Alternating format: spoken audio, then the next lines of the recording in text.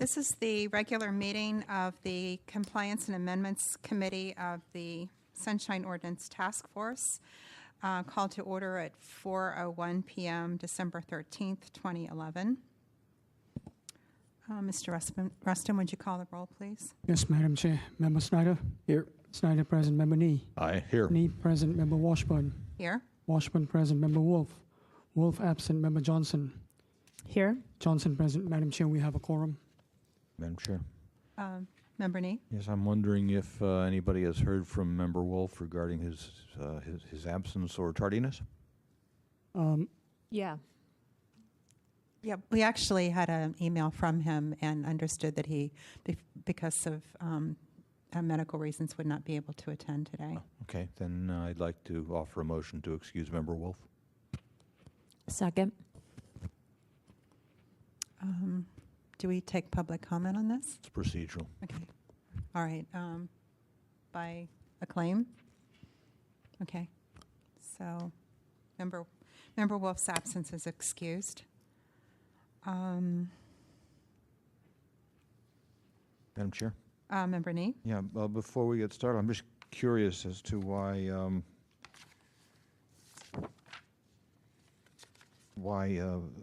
numbers 9 and 8 on the agenda aren't reversed. 9 does involve an update on an issue that produced an order of determination, and so I'm not sure it matters all that much, but it seems to me it's just a little curious to me. That's all. I think what happened was this matter has been continued a number of times, which is why it ended up at this spot on the agenda. But I understand that there's someone here from the respondents. So if I could have a motion to move the agenda item, or don't need a motion? Okay. So if it's okay with the members, I'd like to move number 9 up to right after or flip the order of 8 and 9. Okay. Anything else regarding the agenda?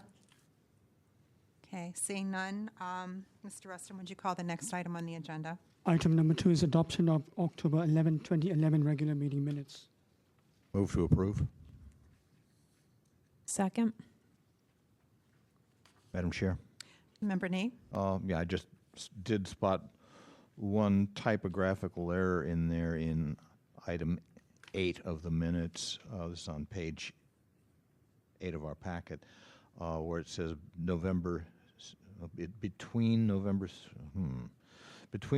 17 through November 22nd should be between November 17 and November 22nd. Also, and December 21 and December 29, and there should be a space after November 17. Okay. Mr. Rustin, did you get that? Yes, Madam Chair. I had one question. Item number 5. This was the primary role of the Compliance and Amendments Committee. When we first started the item, I recall Member Wolf wasn't present, and then he came. And then there's just a line saying the item was revisited following the presence of Member Wolf, which is not at all informative. I don't recall anything substantive, though, happening then. So I don't know if it would make sense just to leave it as it is. There were no motions. There were no. We didn't No discuss it because Member Wolf couldn't recall why he wanted it on the agenda. So you could put that it was continued to or tabled or whatever we did. I'm not sure if. I think that makes more sense. But do we need a motion to do either one, table it or continue it? Well, I think we did something. We don't need a motion now, but I think we did something then when he came in. Did he Well, it also just said continue that it? we revisited it. And it's my recollection that we asked him, you put it on here, what is it, what is this all about? And he wasn't really sure. And so it was So, Mr. Rustum. I believe Member Wolf said he would think about it and get back to you, whether you wanted it on the next agenda or not. Okay, why don't we have something to that effect? Okay. Yeah, Member Wolf said that he would Reconsider the topic. or consider what it, what it What he is he wanted wanted to address. Okay. Member Johnson? When we, last meeting, when we had these minutes before us on items 2 and 3, I had suggested adding a sentence, but I had wanted the sentence to go between the motion and what had been heard, because now it's not exactly, like, for example, on item 2 on page 7, in the highlighted portion, what's the motion?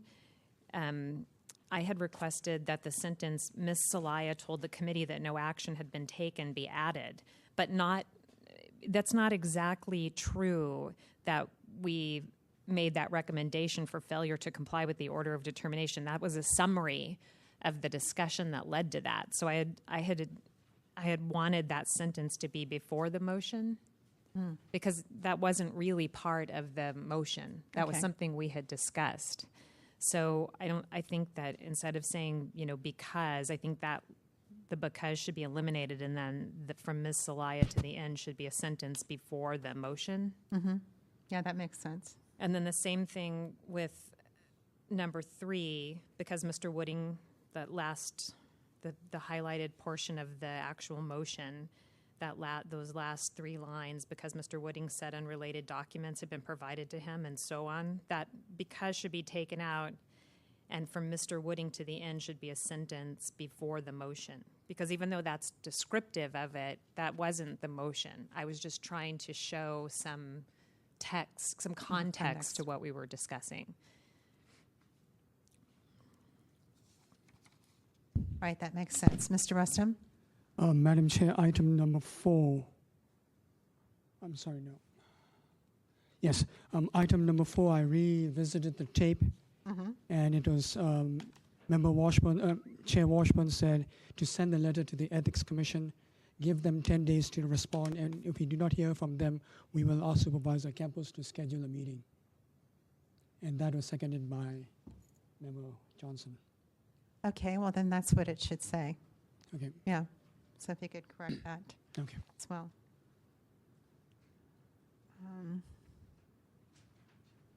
At this time, is there any public comment on the minutes from October 11th? Oh. Okay, seeing none, the matter's back with the That's what I remembered last time. committee.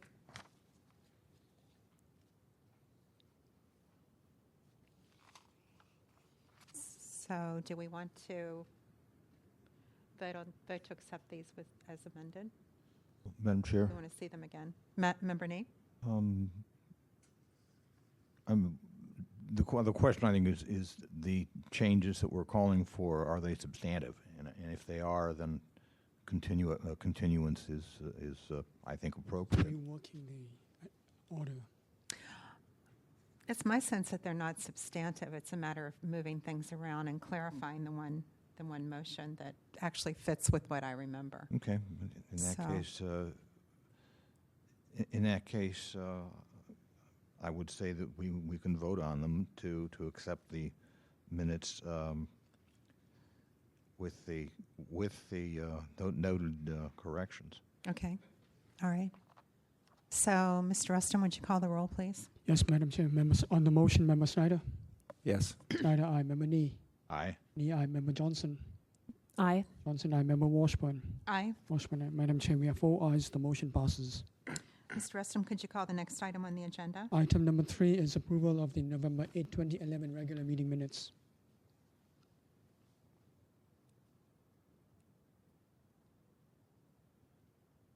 Move to approve. Second. Member Johnson? A couple of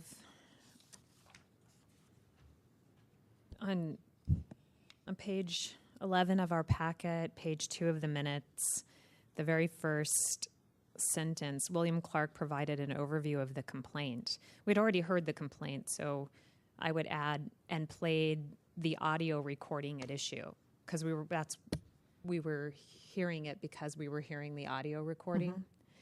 And then that last sentence, a question and answer period followed.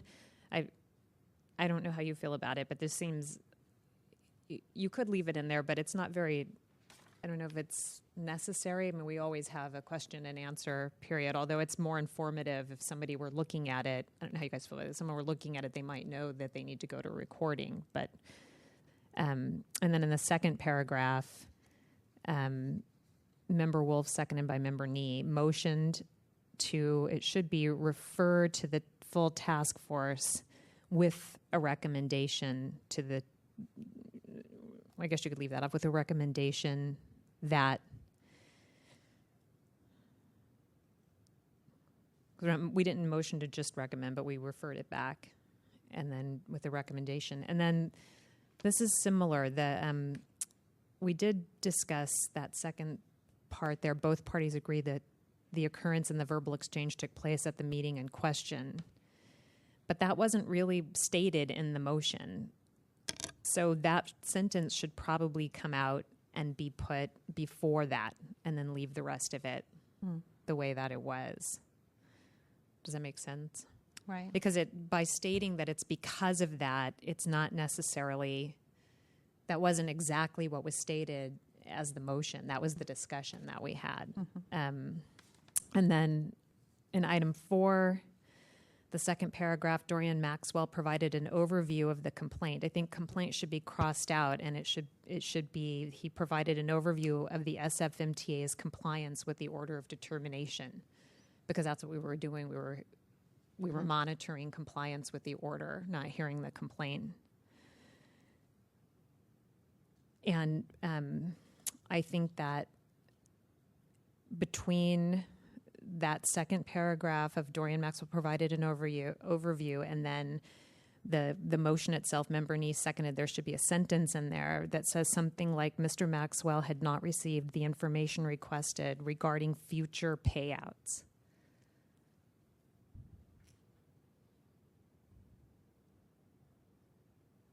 This is part of the reason why we're hearing it today, and part of the reason why the motion was made.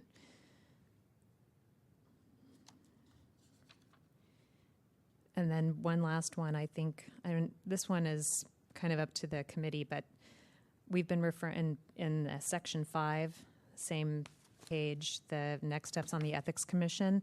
In the second line, it says, where the proposed sunshine complaint policy, we've been referring it to as the proposed sunshine regulations. So I didn't know if you wanted to change that to make, to match up with the way we've been referencing. Right. No, it should be consistent.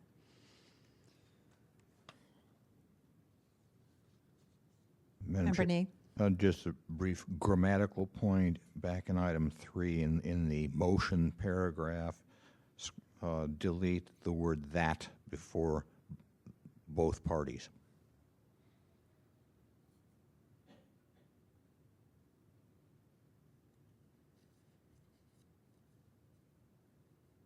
In the third line.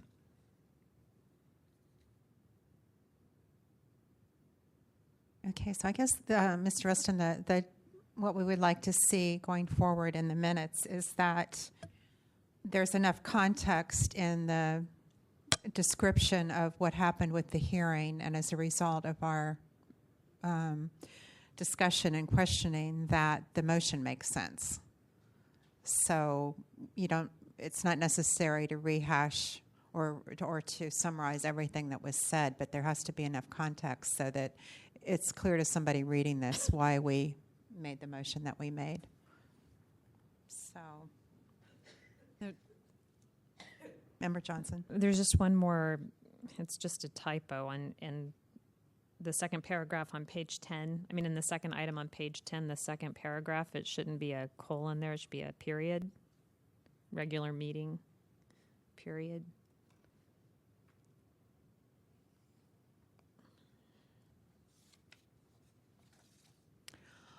Okay, at this time, I'd like to ask if there are any comments from the public on the motion to approve these minutes.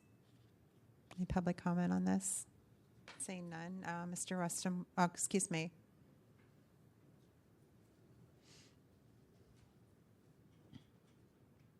Yes, my name is Jason Grandcars, and I do believe I've just overheard some things that have perked up my ears about apparently administrative procedure and the way things are put into the minutes and the way the administrative staff handles what the orders of determination or whatever might have been discussed or said and how it's implemented.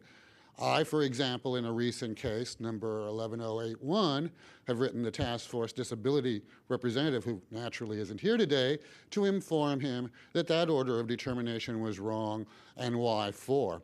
In the past, I've also written numerous times to the chair, the vice chair, the administrator, the prior chair, about administrative questions and procedural things that, if this is supposed to work, should be addressed, should be consistent, should be within parliamentary procedures, should be legal, should not exclude one's due process. But as I've stated many times before, since this is all an illusion and a farce and filled with false hope, there's nothing for us more to expect except a continuation of the same. I certainly hope this is put in the minutes to be reflected as such, and I can't wait to read to see what Mr. Rustin puts in.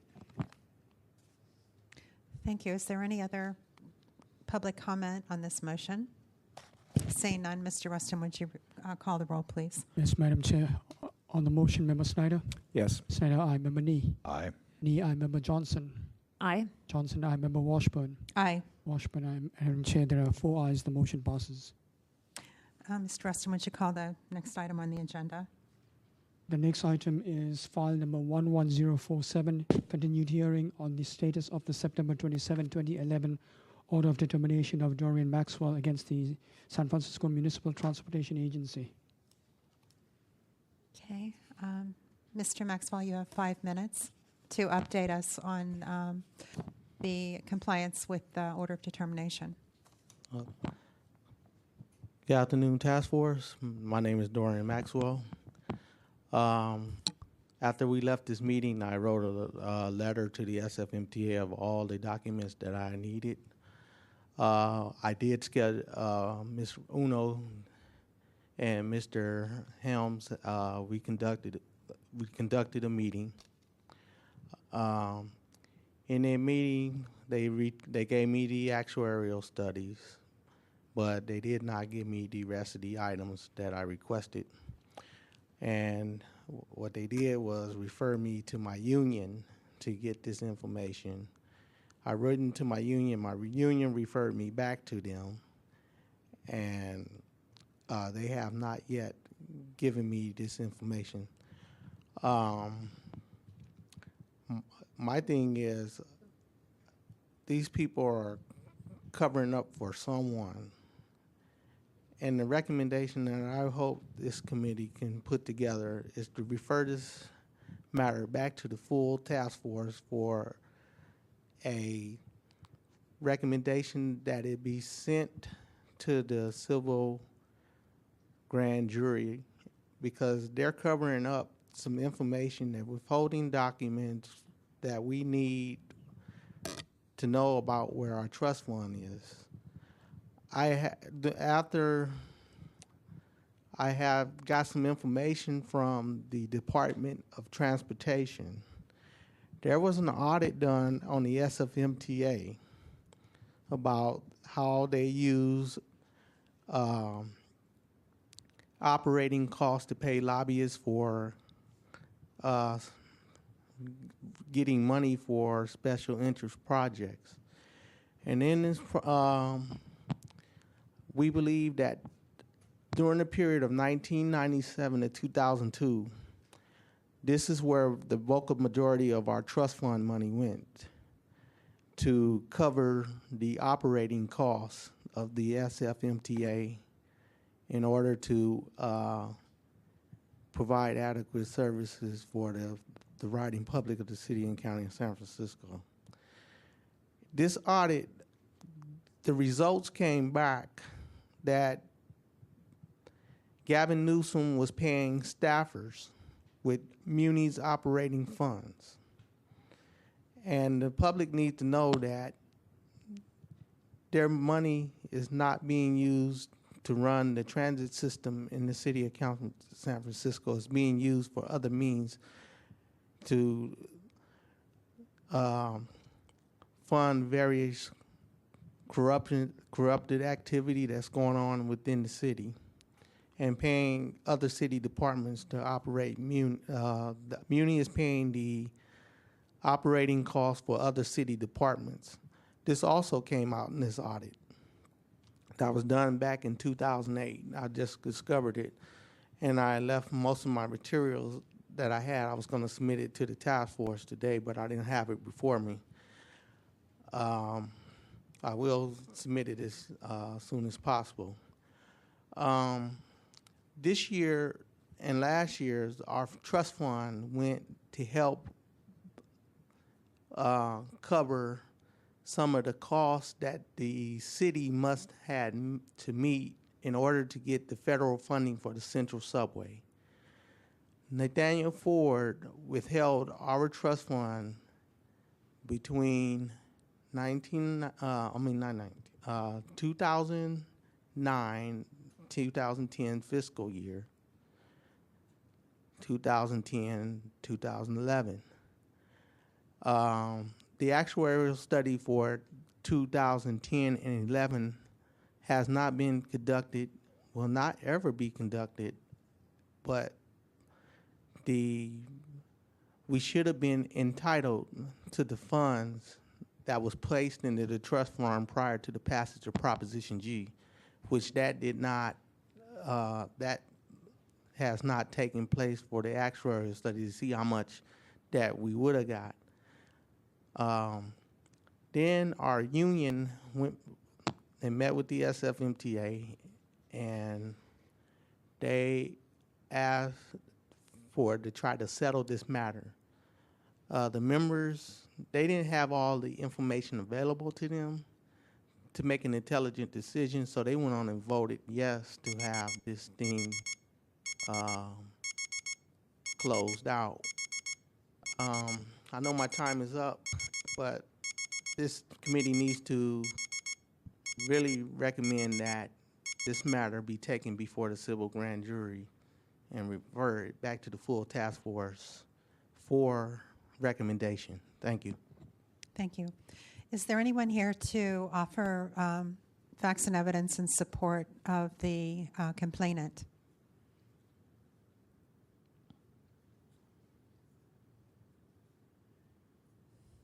Hello, my name is Mike Bernardo. I'm a transit operator myself, a Muni operator.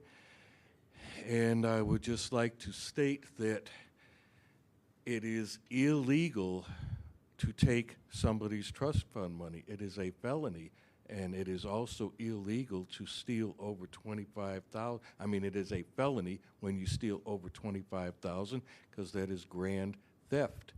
And what Muni has done is committed a double felony.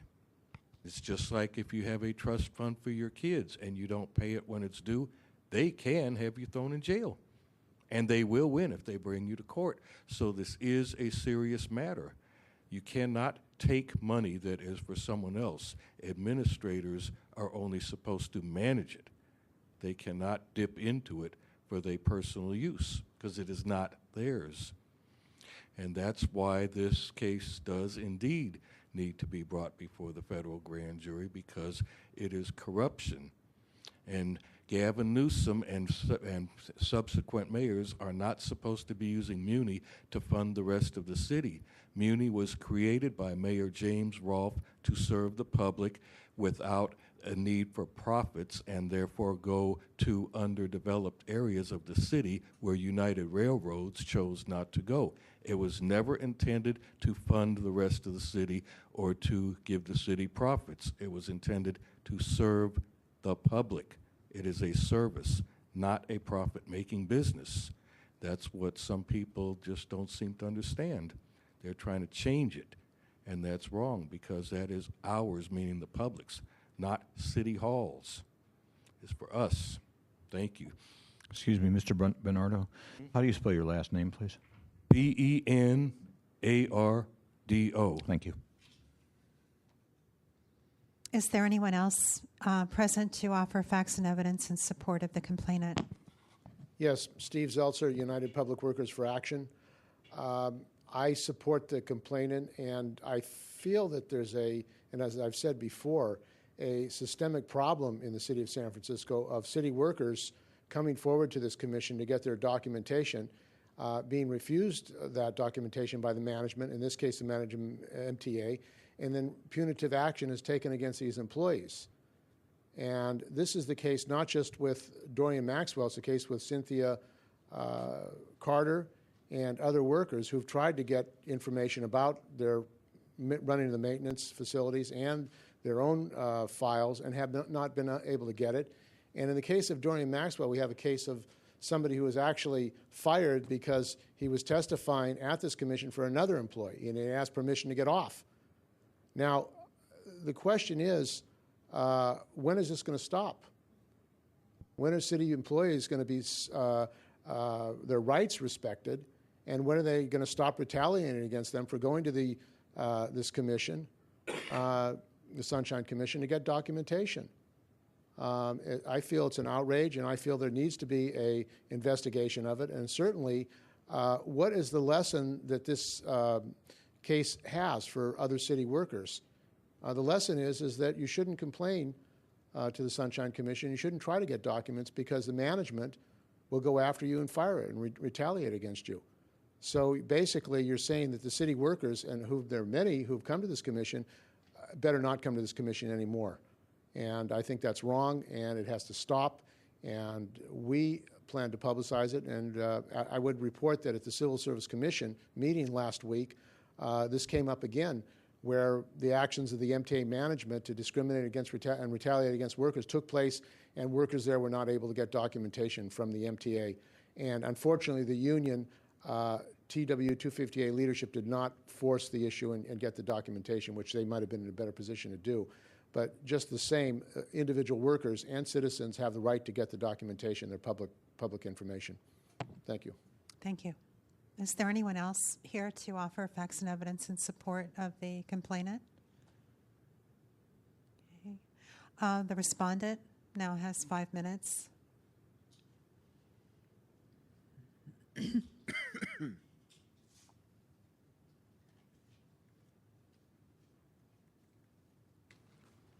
My name is Rumi Ueno. I'm the Employee and Labor Relations Manager. On November 16th, we met with Mr. Maxwell and Mr. Bernardo to review the request. At that time, I believe I gave Mr. Maxwell copies of 8 actuarial studies covering various fiscal years, I believe from 1999 all the way through 2006, 2007.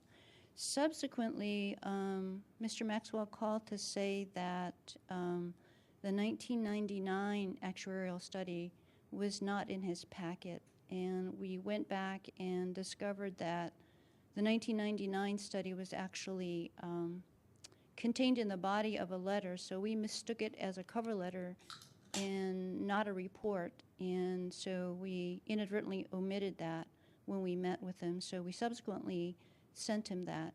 At the meeting, Mr. Maxwell also requested what he referred to as a 990 tax form. It is an IRS document. So I checked with finance staff to try to get a copy for him, and I was informed by finance staff that that is not a document that SFMTA files. Apparently it is a form that nonprofit organizations are required to file, and so we don't have such a document. At the meeting, I also gave him the list of trust fund members that I was aware of and the contact name and number, including a phone number and an email address for the person who is actually associated with the trust fund office. I want to clarify that I'm the manager of the Labor Relations Unit. I have nothing to do with the trust fund except that when the trust fund did exist, and I want to remind the task force that pursuant to Proposition G, the trust fund was eliminated, and I think previously I showed you evidence that it's The reference in the labor agreement has been eliminated as a result of the passage of Proposition G. I don't have the trust fund related documents that Mr. Maxwell is seeking.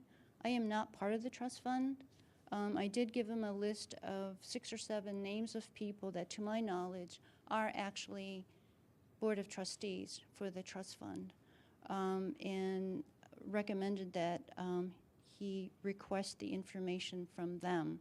So we've provided everything that we have related to the actuarial study and related to the labor agreement in terms of the changes. We're happy to go back and, provide other information, but to our knowledge, we don't possess any of the information related to trust fund payments. We indicated to him that he would have to contact a member of the Board of Trustees of the fund. We simply don't have that information. Thank you. Is there anyone here to offer facts and evidence in support of the respondent?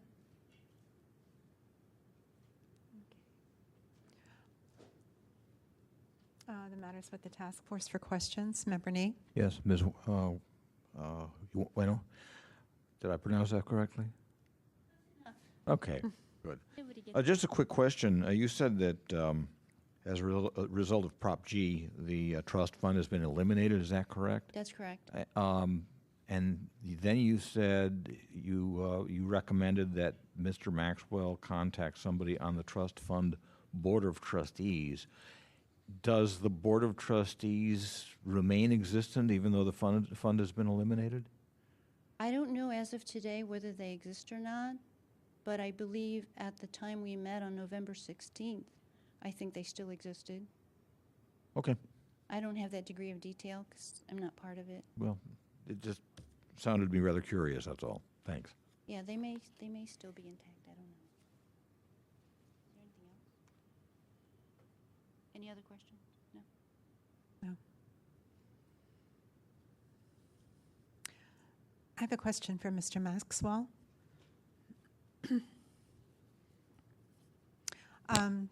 You just heard that you were provided with the names of the members of the Board of Trustees. Have you been able to contact them? I'm confused because you said you were referred to the union, so I'm confused. Yes, I was referred to Yolanda Morrow, the secretary of the union, for to get the documents. I contacted her by email and by fax, and she returned the matter over to the financial secretary, Walter Scott. And what Walter Scott did, he responded back to me verbally over the phone and said that I need to go back to the MTA and get these documents because the union does not have them. And I asked him, why is it that I have to go back to the SFMTA when the union was a co-conspirator in the matter that I'm asking for the documents for? And he did not do that. He basically got aggressively angry, and he said, well, you need to go back to the MTA and get the documents, and slammed the phone in my face. So that's what I did. I went back and I wrote another request to Carolina Celaya. I don't know why she didn't forward it to Mr. Uno, or if she did, I don't know. I written after I got off the phone with Mr. Scott, that's what I did. Okay, I guess I'm still a little confused because it seems to me that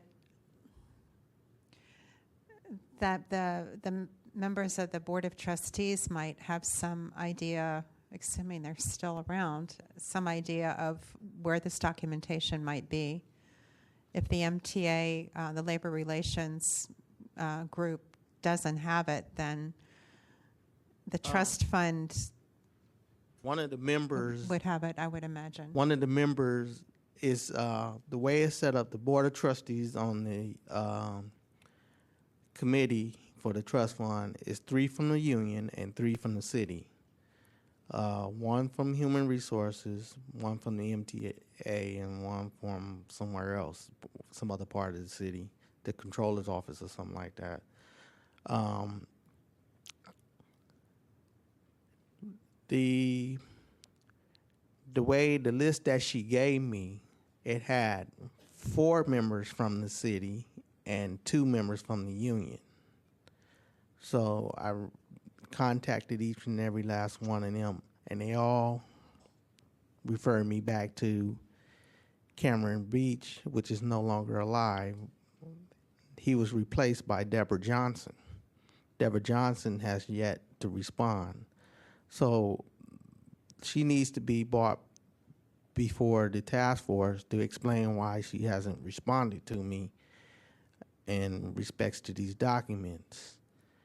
And that's why I said that the matter needs to be referred back to the full task force and referred to with the reference to send it to the civil grand jury, because they're doing criminal activity and they're withholding documents on purpose to protect city politicians.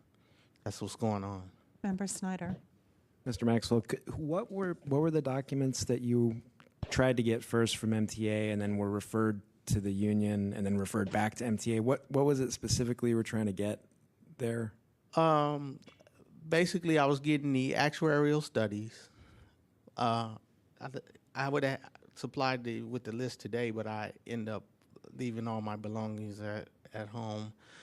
I asked for the actuarial study from actuarial studies from 1992 to the present. I asked for all the tax returns from 1992 to present. I asked for the minutes to all the trustee meetings in pertaining to the trust fund. Now, so for the tax information in the minutes, were those, I don't recall any discussion of those before, and I don't recall a discussion of those documents in our original meeting on this before the full task force.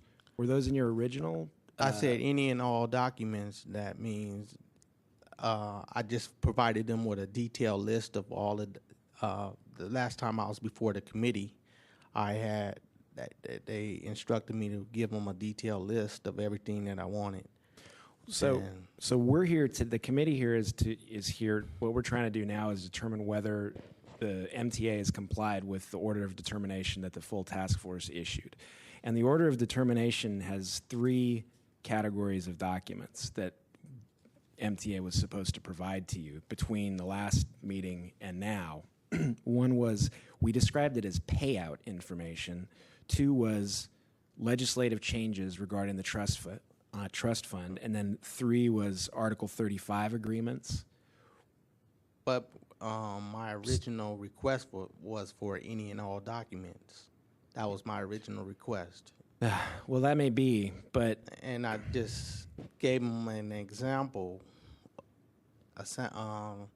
not limited to... And I gave them an example of the information that I was looking for. But then when I came back before the committee, I was asked to give a more detailed list. So that's help what me I out have here. done. Do you know what we described as payout information, is that the same thing as the actuarial studies?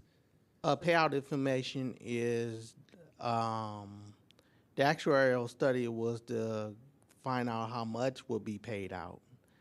And then the payout information is actually how much the city put into the fund. That's what I was asking for also. And then in the tax returns, that will tell you what has been placed into the trust fund. That's what I was asking for. That's why I asked for those for it. When did you ask for tax returns? I asked for them when I was asked. My original request was for any and all documents, but then when I came before the committee, that's the information that I was asked to give a detailed list of what I wanted and to work with them on what I needed, and that's what happened at the last meeting. So that's what I have done.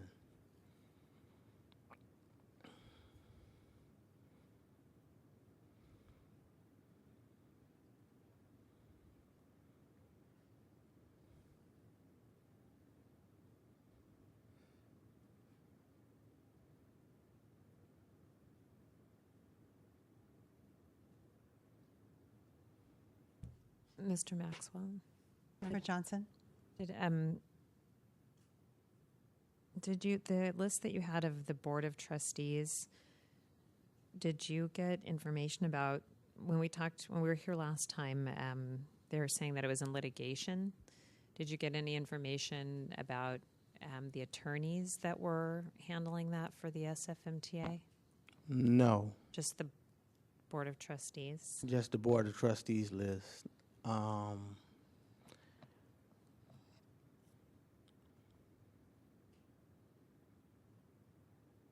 Because there were 2 lawsuits filed on that on this very same issue. One in 2002, 2003. I was able to retrieve those documents from the court. So I do have those documents that the union previously before had tried to file a lawsuit against this issue.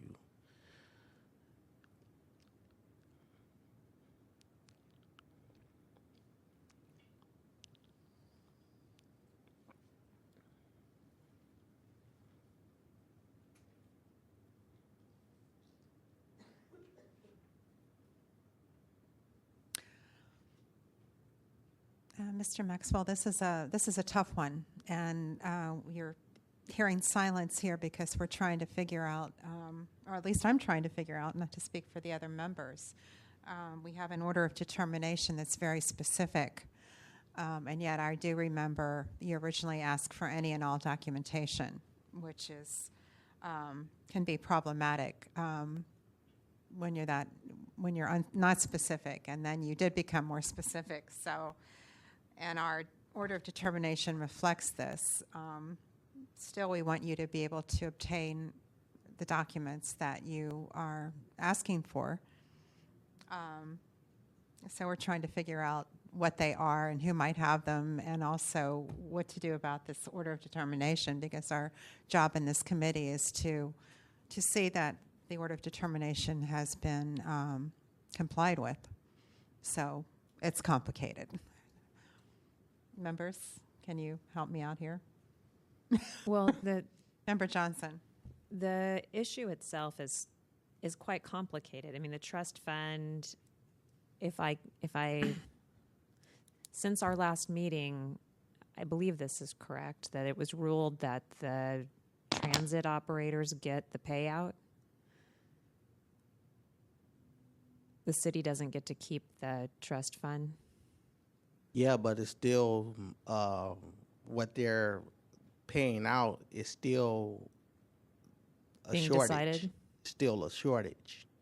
So it's really the hard part for us is that it is a complicated issue. I follow it because I was following Prop G, but the our order of determination is so specific that some of your requests, I feel like they came at the November 16th meeting, which was after our meeting. So it seems like there's a continuing dig going on. I don't know if the SFMTA is representing that it can get you additional documents or more names, or if they're saying there are no more documents and you have to start with a new request. That's what's difficult, because at our last meeting we had asked if they could provide Mr. Maxwell with the identity of somebody who might be able to talk to him about what documents were available on this ongoing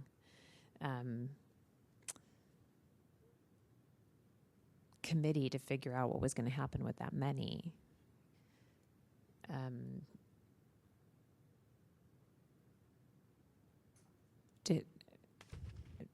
Does the SFMTA representative know who's involved, or who we might ask is involved in that discussion? Or is that the Board of Trustees that you provided to him? I did request, because my understanding was I should do my utmost to facilitate Mr. Maxwell gaining access to what he was requesting. So I gave him what we had in our offices, and then I gave him a list of all of the trustees as I knew them at that point in time. And then I was given the name of the person who supports administratively the trust fund. And that name happens to be Yolanda Mora, who actually happens to be the secretary at the union. So it wasn't so much that I was giving him the union Okay. person. I was told that this is the person who provides administrative support to the trust fund. And so that's why I gave her name and number. Just to clarify, after the initial request came in, Mr. Maxwell did give us a detailed listing of what he wanted, and that was my response. When we met with him on the 16th, we gave him the actuarial reports, and this is in the subsequent request, he requested the 990 report, the IRS report. He also requested minutes and notes from the trust fund meetings, the Board of Trustee meetings. I don't have those. That's what I thought perhaps Ms. Mora could provide to him, the minutes that he was requesting, because I don't participate in any of those meetings. So that was how I responded to his more recent request that we discussed on the 16th. And we had talked about at that time they were deciding where that money would go from Prop G. This was my understanding was that there was a remaining balance that was under discussion. Well, there had to be, Yeah. because it was since the 60s, a fund that had gone on since the 60s. Oh, but it was paid out every year, so there was some remaining Right, but I just mean there balance. had to be because it was mandated until Prop Right. G passed. So was there somebody that was monitoring that's a representative of the SFMTA, or is it just the union now that, there was a dispute between the union and the SFMTA of whether that money belonged to the city or if it would be distributed to the operators, the union. So is there somebody, or is there somebody that, not necessarily that who was representing the SFMTA, but who would be involved in that enough for Mr. Maxwell to ask them more questions? Or Yes, and I believe I gave him the list of all of the members that I knew about. Okay, so such as that would Mickey be the same. Callahan and the assistant controller, Deborah Johnson, who Mr. Maxwell correctly identified, replaced Cameron Beach. I believe there's a finance staff person also who was appointed, Terry Williams. Then I believe the officers of TW Local 250A are also trustees. Thank you. To me, it's difficult because there may be some additional documents, but it may require requests to people who haven't appeared before the task force, which are not associated with this order of determination. So I think that because the other file was closed, you may have to file new complaints that involve different people. It may still be of the same and related, but none of these people were part of the original complaint that was heard and the order of determination issued. I don't know. I'm thinking the same thing, that we may have gone as far as we can right now with this matter. But let's, member Nee? Yeah, I was going to ask for those. So the respondent now has 3 minutes for a rebuttal.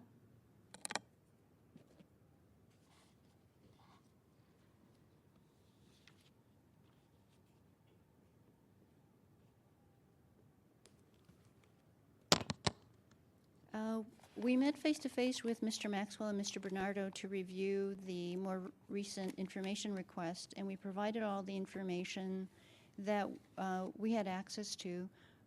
We also followed up on the request for the 990 report and discovered that we don't file that as an agency. We're not required to.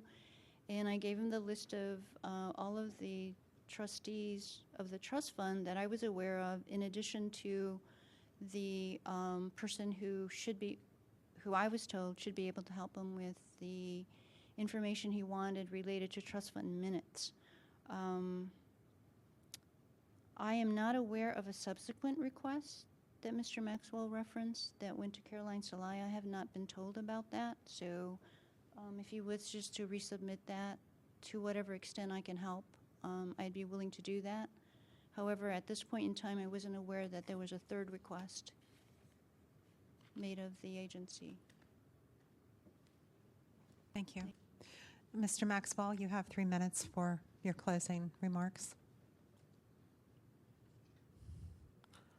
What we see here today is a lot of confusion, but I would like to make the recommendation that the matter goes before the full task force, and the matter for submitting, because what's going on today is one person passing the buck to the next person.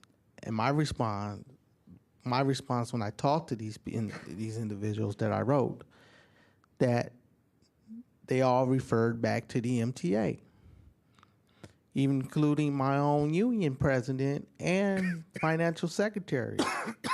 Those are the two people that was on the board for the union, and they had 4 from the city.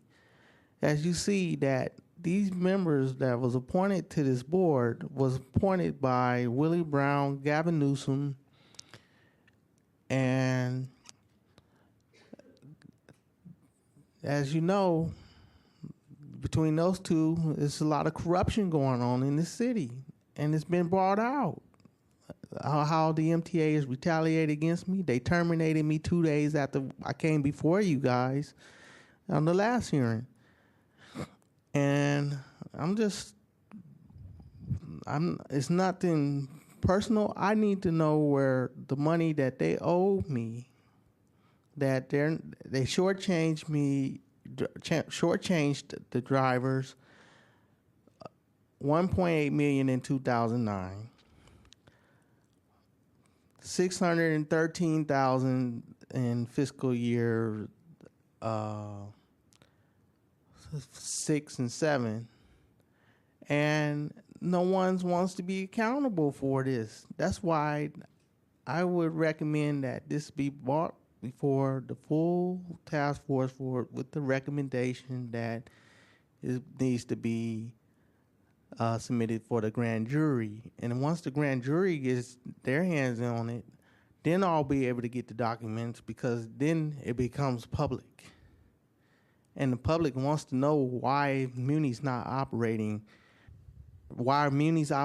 at a deficit when they passed Prop G. Prop G was supposed to fix the situation. In fact, it made it worse. So I think really, truly, is the obligation of this committee to refer it back with the recommendation that it goes before the civil grand jury, because Ms. Uno is not the person. She's only the puppet that's carrying the orders of the people that's above her, to keep the citizens of San Francisco knowing that the SFMTA, when they voted it in place in 1999, was a corrupt, it was a plan, an outline for the way things are, the corruption that's going on in the city, county of San Francisco. The SFMTA has been put here as a money laundering department. So I think that really that this board, this committee needs to refer it back to the full task force for the recommendation of the civil grand jury look into this matter. Thank you. Thank you.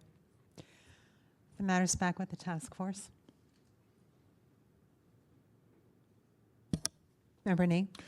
Yeah, I tend to agree with Member Johnson and the chair that where we are concerned, we've taken this about as far as we can. Without prejudice to Mr. Maxwell's recommendation that this ultimately wind up with the grand jury, I'm not sure that this task force would even have that power, particularly since we are seeking here resolution and possible enforcement, as you will, of our order of determination. That would be something more appropriately sent to the Ethics Commission, the Board of Supervisors, the District Attorney, and or the California Attorney General. Those are the entities that we deal with when we want one of our orders of determination enforced, and when we find willful violation.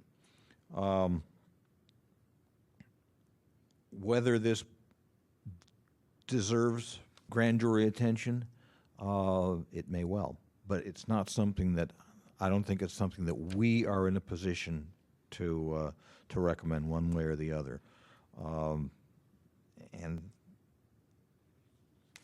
I think that going forward from here, where we are concerned, this becomes part of our committee report to the full task force, but I'm not sure that at this point any action would be necessary or even appropriate.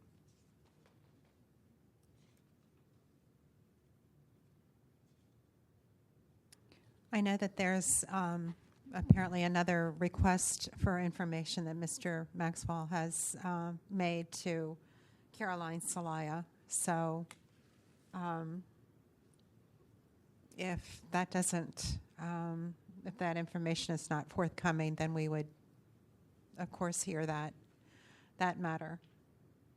But it would have to be a separate complaint. A separate complaint. New absolutely. complaint. A new complaint, right.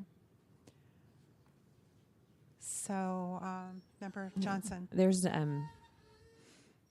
nothing to prevent Mr. Maxwell or any of the other operators from gathering up the evidence that they have, naming names and writing your own letter and request to the civil grand jury yourself.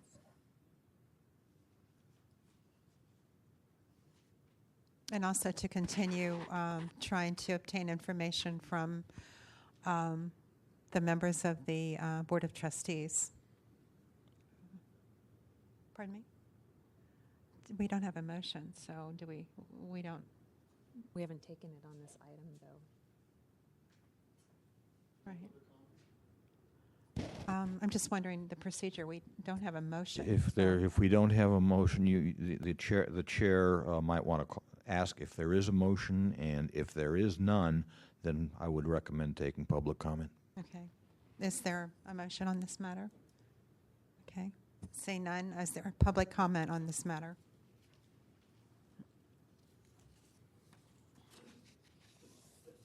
Oh, yes, the illusion of pollution, the pollution of illusion. Yes, isn't it wonderful? My name is Jason Grant Garza. This is the Compliance and, I guess, Rules Committee for the Sunshine Task Force. Or should I say appropriately, the Ministry of Sunshine, where the sunshine is not allowed to shine whatsoever, and it's false and total illusion. I love Mr. Nee's comment that it shouldn't go to the civil grand jury because God only knows Mr. Grossman just gave us a referral log to all the Ethics Commission violations from 2005 to 2011 that really went somewhere. As a matter of fact, I think it was the San Francisco grand jury that brought up the fact that it was totally worthless what the Sunshine Task Force was doing because the Ethics Commission was simply overruling them. So for Mr. Nee to stand here as a subdivision of the Sunshine Task Force on the Rules and Compliance Committee and to have the gonads to ethically say that it shouldn't go to the San Francisco grand jury, anybody else, knowing what he knows and knowing that he's never responded to any of the rigged procedure that I've informed him about while he was the chair, because naturally it's set up to fail and not be accountable and not be responsible. And Ms. Washburn, you could look at me, please, thank you. You know, this is just horrible, but typical in the Ministry of Sunshine. Thank you. Thank you. Is there any additional public comment on this matter? Madam Chair? Member Nee? Yeah, I just want to correct something that Mr. Garza said. I did not say that this should not go before the grand jury. What I said is that I don't think that this committee or the task force has station in this matter to do that. Thank you. Thank you, Mr. Nee. That's what I was going to clarify as well. As a former member of the civil grand jury, the civil grand jury selects its own topics. It doesn't take topics that are given to it by a group such as this. They select their own topics for investigation. Thank you. Thank you. Is there additional public comment? Oh.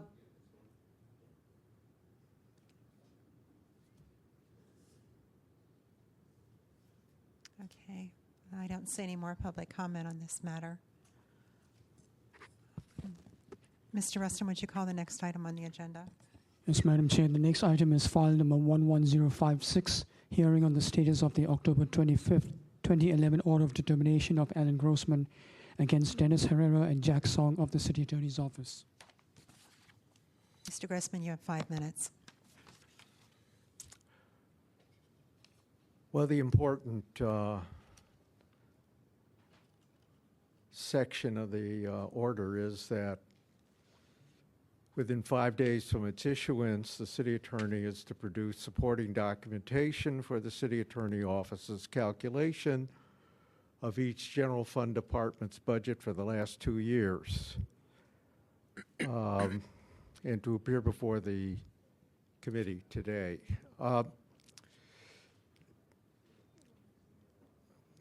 Buried in that sentence, obviously, is the calculations of how they spread the budget money among the 15 or so general fund departments. And from my point of view, it's pretty direct. Somebody prepared these letters, and someone okayed the letters, and somebody was asked to look for the letters and the calculations, and somebody should have been asked to look in the archives to see whether they were buried there. And the city attorney's office never responded to my point that with the information they claimed was in the city budgets over at the controller's office would establish how they did the allocations. It didn't prove out. So here we are, 6 weeks later. I haven't seen anything, and I haven't heard anything. And I won't repeat what I think is the basic problem is either they destroyed records that they were required to keep for a minimum of 2 years, and under their own records retention schedule, 3 years, or the records never existed in the first place, and somebody just made up the numbers to send to these departments sitting around a table. Thank you. Thank you. Is there anyone here to offer facts and evidence in support of the complainant? Okay, seeing none, the respondent has 5 minutes.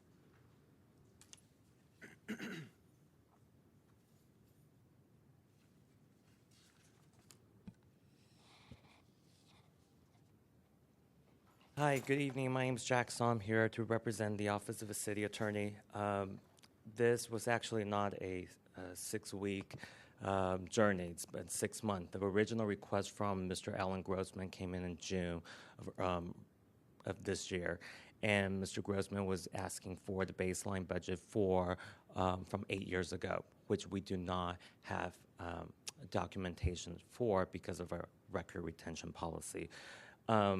After, I believe, 12 correspondence back and forth and attending 4 different task force meetings and going before the board, before the committee, the task force here, I think we're really at a loss. We don't have responsive documents to Mr. Grossman's request.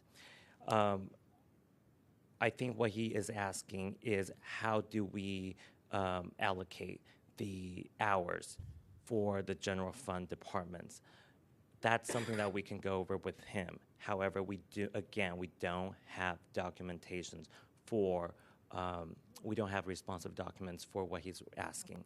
The way the city budget works is that for this particular year, it was cut per the mayor's office, it was cut 10% across the board. That included our general fund.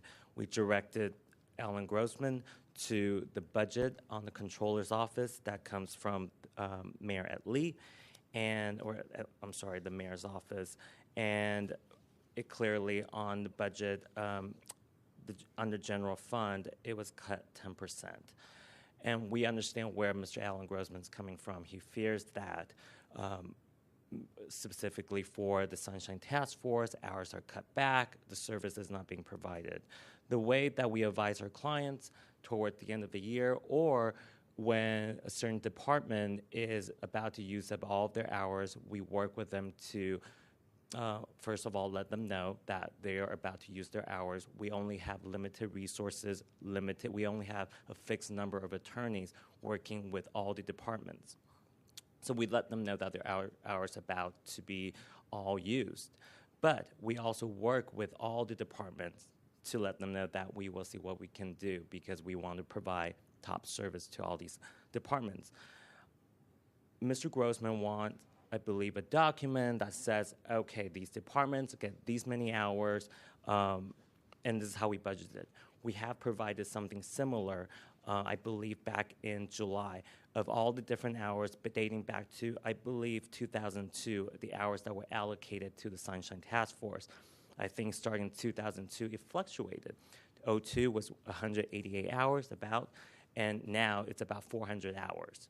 Even though the task force may be allotted because of the budget, maybe 200 hours, 300 hours, we always go over because this is an important task force and we want to provide the service. What's important to understand is that some departments don't need that many hours. Based on the budget cuts, they may be allocated 200 hours. However, they don't need that much. We allocated the hours to departments that may need these hours. And that would be, for example, I believe Park and Rec. We don't do too much advising with that particular department, so the extra hours, the unneeded hours, are moved to the different departments. So I just want to walk away with, and I'm speaking this from a personal perspective, as a public information officer, I work really hard to work with the public to try to understand what they're asking for. But there comes a certain time where if we don't have responsive documents, we don't. And I work really hard with Mr. Grossman for the past 6 months, try to get him to understand that we're not hiding anything. We're trying to get him to understand how the budget works. We try our best, and we explore all avenues. And I'm here again today to say that we have provided everything that we can provide relating to the budget. So thank you. Thank you. Is there anyone here to offer facts and evidence in support of the respondent? Okay. Saying none. Task force members. Member Snyder. Mr. Song, could I ask you a couple questions? So you just said that some departments that don't need the amount of hours that they may otherwise have been budgeted will sort of give their hours over to a department that does need further hours. Is that correct? I'm sorry, can you repeat all that? So you said some departments that don't need the amount of hours that they may have been budgeted before, that don't need a certain amount of hours, will have their hours kind of allocated to a department that needs more hours. Correct. And that's working with different departments to see what their needs are. So who makes that decision? That's the attorneys that advise that particular department. They work out the hours, and they also work with the city attorney's office to determine where can we reallocate those hours. And did those discussions, did they go on over the last 2 years? Yes, they've been going on since the formation of the office, absolutely. And would those discussions have been documented in emails or otherwise? No, I mean, these are our discussions. The city attorney's office sit down with the client to go over the hours and based on the budget that's provided, and we go on from there. The budget's fluid. The hours working with the different departments are fluid. But at some point, somebody has to write down a number or numbers, correct? Sure. And those are transmit between those. and those are between the client and our office. However, I do want to emphasize that for this particular task force, because that was something that Mr. Grossman was concerned about, what we did was we pulled up our data for specifically the Sunshine Task Force, and we provided that information to the task force and also to Mr. Grossman. Well, so setting aside the specific question of the task force to move to the broader issue of the determination that's made as to who gets what hours and what hours are allocated where, you've said that this is a decision that is reached jointly by the city attorney's office and the various departments involved, and that there are people that sit down and discuss this. And at some point, there have to be numbers and value judgments written down in some form or another. Right, and the original request from Ms. Grossman was what is the baseline budget from 2002. Sure, but our Let me order finish, please. Okay. So the question, it's always based on, our budget's always based on the year prior.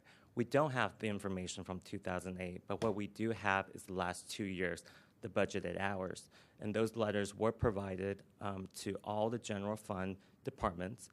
We also provided that the individual letters to Mr. Grossman. And I think that was on, I believe, July. We provided all 58 letters. 58 letters were all to all the general fund departments. And so that was the baseline for that particular fiscal year for the departments. Sure, and we had that discussion at the full task force meeting. But did you receive the order of determination that we issued? Yes, and then we do not have documents responsive to this. So that order, this is page 19 of the packet. It's the third page of our order of determination. Says that the city attorney is ordered to produce supporting documentation for the CAO's calculation of each general fund department's budget for the last 2 years. What you've just told me is that there are these discussions that go on, which in essence are calculations, and you said that they went on over the past 2 years, and you said that there were written documents. There had to have been written documents which reflect those discussions and those value judgments. And so my question is, did you look in response to our order of determination? Did you look to see what documentation there would be of these discussions, which you said there were?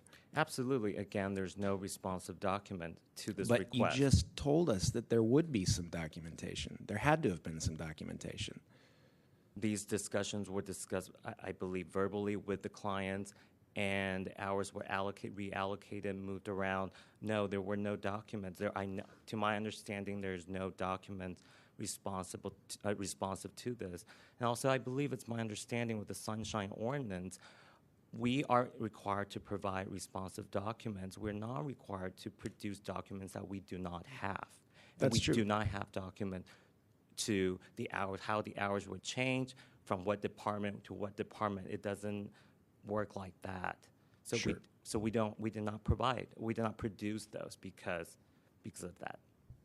So you're telling me that between the time this order of determination issued and now, you went back and spoke with people in the city attorney's office and asked them if there was documentation which reflected the conversations that you described to me earlier. Correct. And everybody uniformly said there was no documentation. What I gained was a better understanding of how the budgets, of the way the budget works.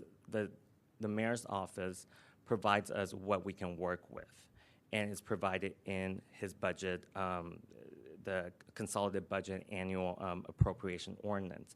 Our office then based off that, and everything that the numbers that we work with is off the budget. So this is one of the responsive document we had previously provided because it was responsive to Mr. Grossman's request. I understand what the question is. It was their calculations. I know last time it was during the task force meeting where there's something must have been written in paper, a pad of notes, and I checked. There were no responsive documents. I checked with our managing attorney, and she walked me through the process of how our budget works, and we don't have those kind of calculations. It doesn't work like that.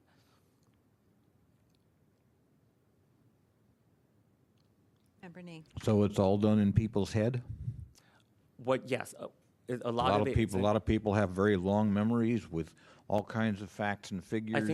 I think the question, what Mr. Grossman wanted to know was, what is the process of how the budget works? How are these hours calculated? That's something that we can work with him on. But to ask us to provide documents that we don't have, that's not something that we can do. But we can go over how we allocate the different hours with Mr. Grossman and walk with him how the budget system works. But we don't have documents responsive to this order, period. No matter how you ask it, we don't. We provided all we have.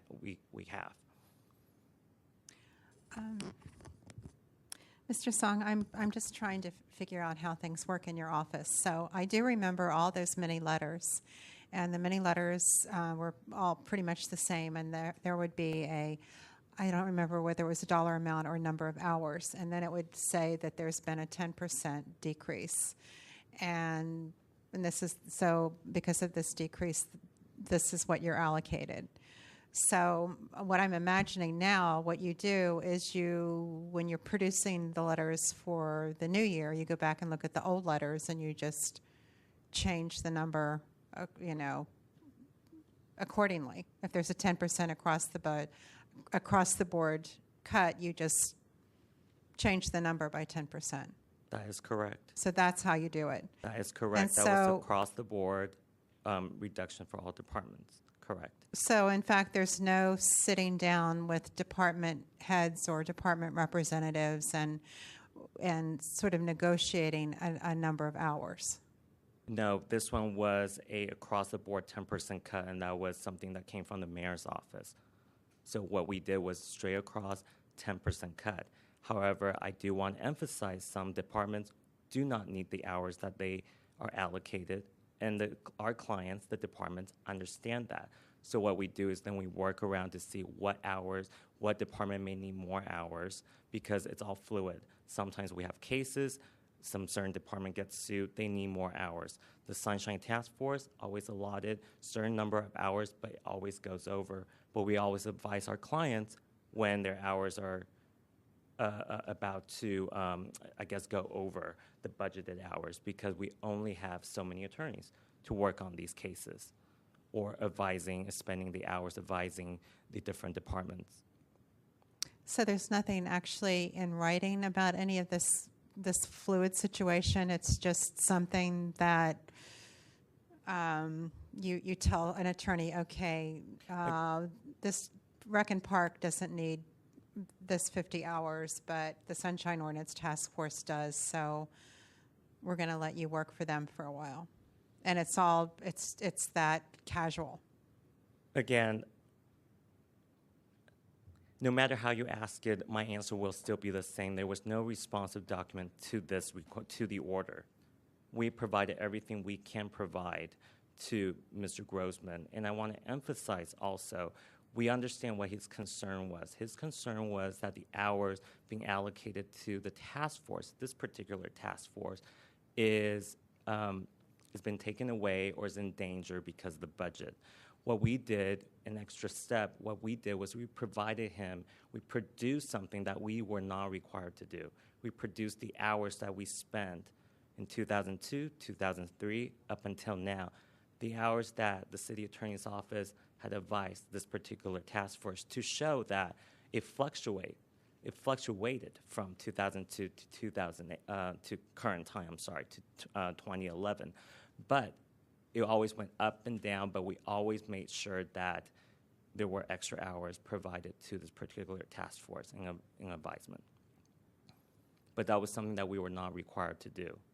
But we did go ahead and produce that because we wanted to show Mr. Grossman that even though it might be straight across 10% cut based on the budget, based on the mayor's mandate, we still are able to move some hours around because some departments may not need that.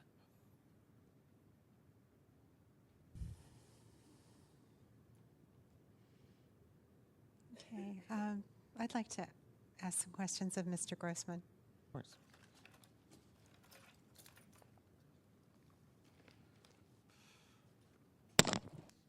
I'm just wondering, you've heard what Mr. Song had to say.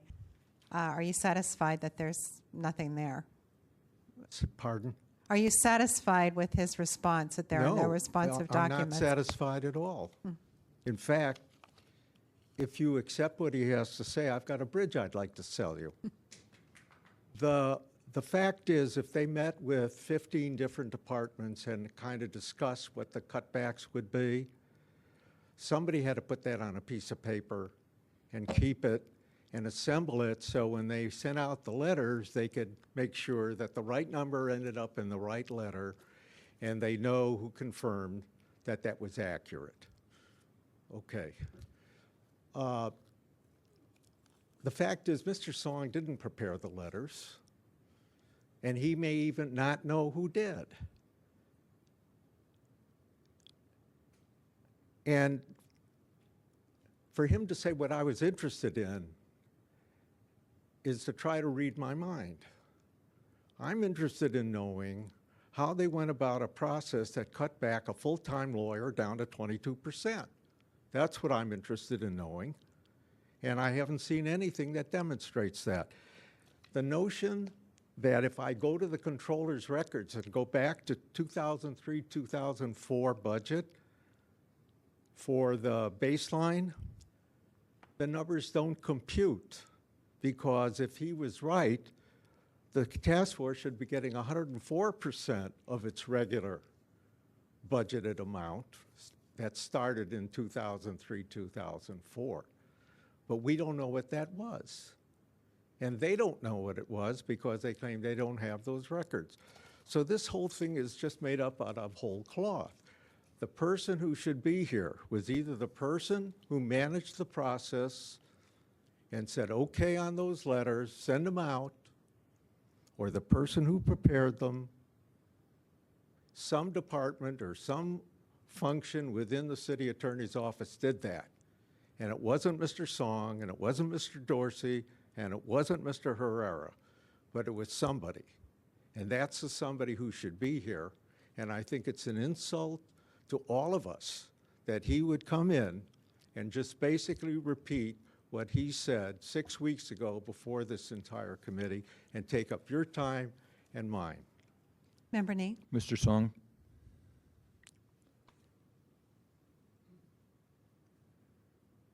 Who did manage that process? Who was the one who came up with the numbers? Who was the one who sent out the letters?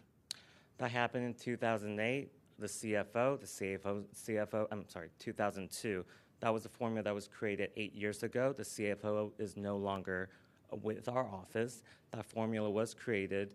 The baseline budget is always based on the year prior. I also want to address... You're saying there was a formula created? That was, to my understanding, that was created in 2002. By the CFO? Yes. Have you seen the formula? No. And have you looked for the formula? We don't have it. But what I want to emphasize is the way the budget system works is for our office, we always base it on the year prior. So based on the year prior, so if Mr. Grossman wanted to know what was last year's budget, what was the last year's allocated hours, we already provided that to him. Every year is different.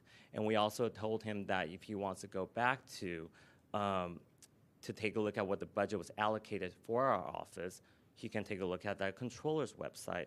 Everything that was allocated to our office is there.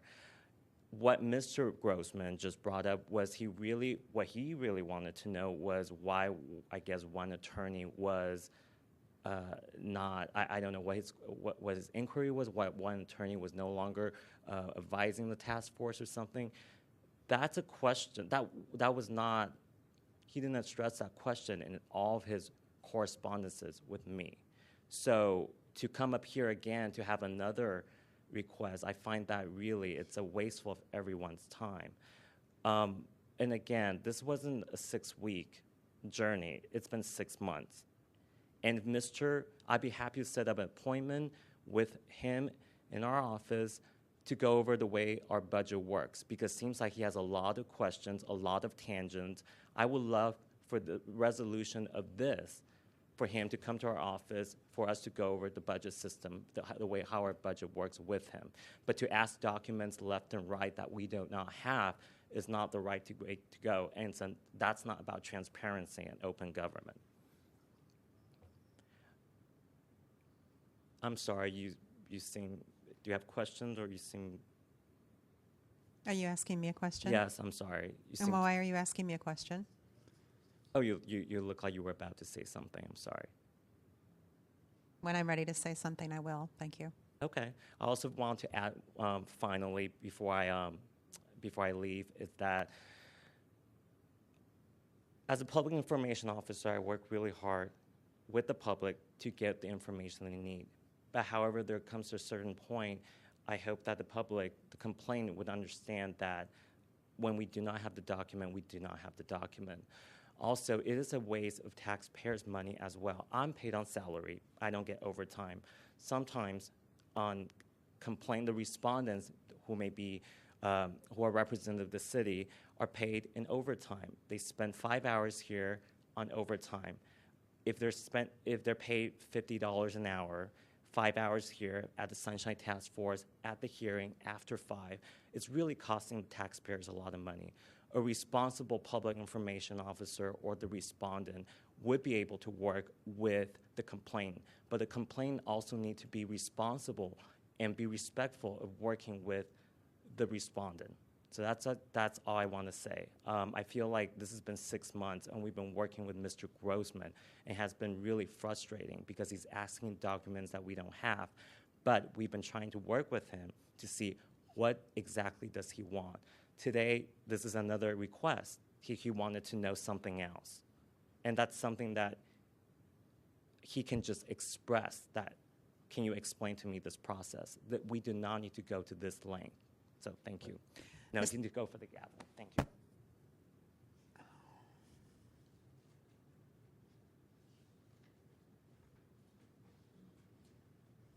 Mr. Song, could you come forward again? And we do have a process here, and this is the time when the members of the committee ask questions of the complainant and the respondent. Sure, yes. I didn't ask for a rebuttal at this time. You seem to have given a rebuttal or something tantamount to that. But you were asked a question by Member Nee, which you didn't answer, and I would ask you now. The issue is, who in the city attorney's office is responsible for determining budget allocation among the city departments? Who is responsible for those letters? That seems to be the person who would know most about how this works. That would have been the person to appear before us to speak with us about this. And you haven't answered that question. Who is it that is responsible for this process? Okay, that was also not the complaint. Sir, with all due respect, we're trying to figure out if there are responsive documents or if there's somebody who has the information that Mr. Grossman is seeking. To us, it's pretty clear what he's seeking. And so we're just wanting to know, who is it that would be able to answer these questions? Who is it that prepares these letters? Who works with the various departments to determine allocations? Because the matter that brought Mr. Grossman to this point is the fact that our task force, under the law when it was first established, was to have a full-time attorney. Right now, we do not have a full-time attorney, nowhere close to one. We don't have an attorney here. If he were here now, it would be very helpful. He works in that department, but he can't be here because of budget cuts. So we're trying to figure out how this came to pass. And we want to talk to that. We want information from that individual, not you, but that individual.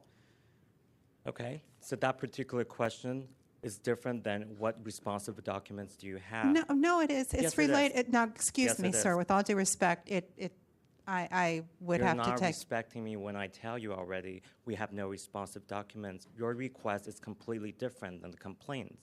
The complainant wanted to know if there are documents, drafts. We cannot provide that. We do not have, again, responsive documents. Drafts relating to these would be attorney-client, also work product. We do not provide drafts because we don't want drafts to be confused with the final version of the letters. The baseline is straight across. It's based on the previous year. And that we have provided already to Mr. Grossman. That is straight across, the 10% cut. Now, the question of why did the task force lose a full-time attorney, that's a completely different question. That's something I can investigate. But the question was about the budget and baseline budget. What documentations can you provide? Member Nee. Yes, Help just us out here. by way of explanation, Mr. Song, my question is part of this process.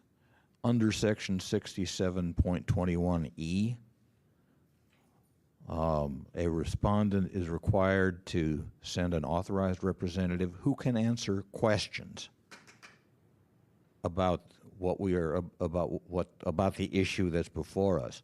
And there are a number of questions that we have asked that you do not seem to be able to answer. Now, that's not a criticism.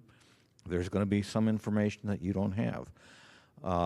But at the same time, we want to know who can answer those questions. We want to know who was in charge of figuring out the budget allocations. We want to know who sent out the letters, because that's the person who can answer some of the questions that we have here.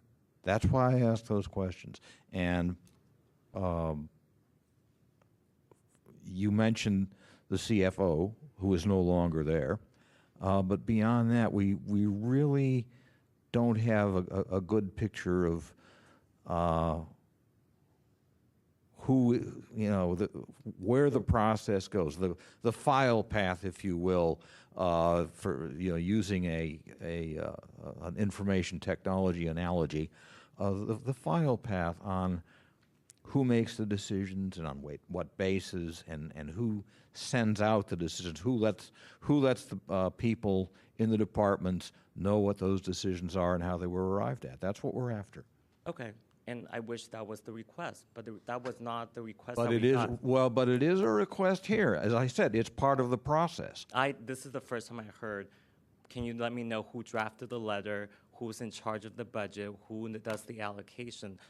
All the previous requests, all the previous 6 correspondence were about the way the budget works. What was the baseline budget for the previous year? What documents do you have? What you're asking me now is completely different. What we're asking is who can provide the information that we're after and that Mr. Grossman is after. The information does not exist. We don't. The information does exist. It might not exist on paper, but it exists. There has to be some kind of a basis for deciding what the number on what the allocation is. The information is there. Whether it's on paper or not, maybe it's not, but the information is there. Somebody has that information. Mr. Grossman has a right to it, and it's up to us to make sure that Mr. Grossman gets it. I will no longer comment on this matter. I've concluded my presentation. Thank you.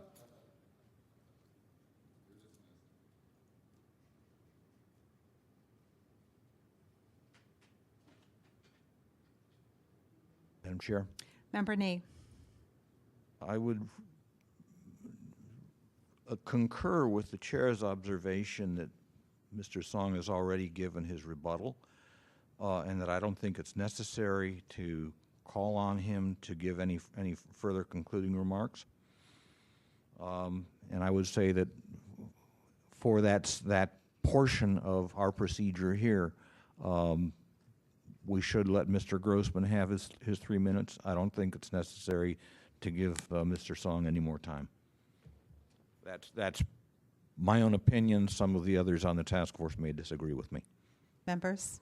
Member Johnson, Member Snyder? It sounded to me like Mr. Song said he wasn't going to talk anymore, but I think we should give him the opportunity to if he so chooses. We haven't given him the formal opportunity to rebut. I think it's appropriate to do so. Member Johnson? Yeah, I don't think we should. I understand what you're saying and understand the amount of time went by, but I don't think that we should circumvent our process, just to make sure everything is the same. Madam Chair, the process has already been circumvented. When we asked a question... Yes, but we didn't do that. The respondent did that. So well, I know that, but then the respondent took it upon himself to give us,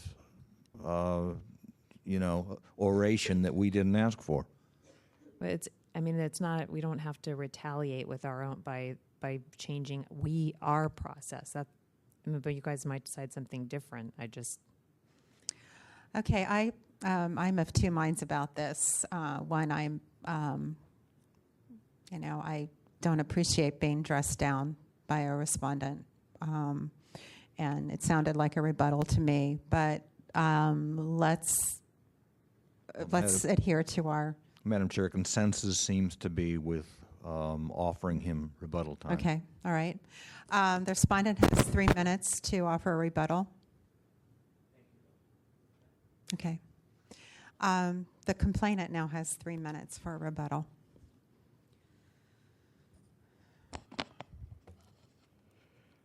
Well, I have to hand it to Mr. Song. He certainly has filled his position properly. It's public disinformation officer. The first letter that ever came from the city attorney cutting back hours said, we've budgeted 350 hours for your department for fiscal year 2009. Quote, this number was reached after a careful review of the historic levels of service your department received over the course of the last several fiscal years. Careful review. Not in the cloud, had to be somewhere, had to be on paper. You know, this kind of thing, and it's signed by Mr. Herrera. Now, either he believed what he said or he didn't believe what he said, and either he had the backup or he didn't have the backup. And the dancing around, you know, the suggestion that this was all done in meetings with the effect, I don't know who, I don't know if it's Kristen Chu, who was the chair at the time, but I'm almost absolutely certain there was no such meeting with Kristen. So this is all kind of made up stuff. And Mr. Song keeps saying, well, you wanted the 2008 years ago and so forth. I didn't mention it first, he did. The point is, this either they can support what they've done or what they've done is invalid and should not be accepted by any of the 15 departments. And a big thing should be made of the fact that this task force, which is unique of all the departments in the city, that it has an assigned lawyer who is independently charged with representing only one client. The task force has been cut back from a full-time to a part-time lawyer. And this is the basis for it, a letter with no support, and another letter with no support, and a third letter with no support. I don't know how they can justify it and say what he just said with a straight face. Thank you. The matter's back with the task force. Member Nee? Madam Chair, I note the respondent has left the room before this matter has been concluded, and I think that in itself constitutes a violation of 67.21E. Member Snyder? Mr. Song, in his remarks to us today, said that there is some kind of deliberation and discussion that goes on in determining how the budget allocations are made. He originally said that there was an across-the-board 10% cut over the past 2 years. And my read on that was that there were no real determinations made. Everybody was just lopped off, 10% at the top. And that, in theory anyway, in the abstract, could support this notion that there's no documentation of any kind of decision-making being made, of any kind of process that would produce paperwork that would tell us how they arrived at their figures.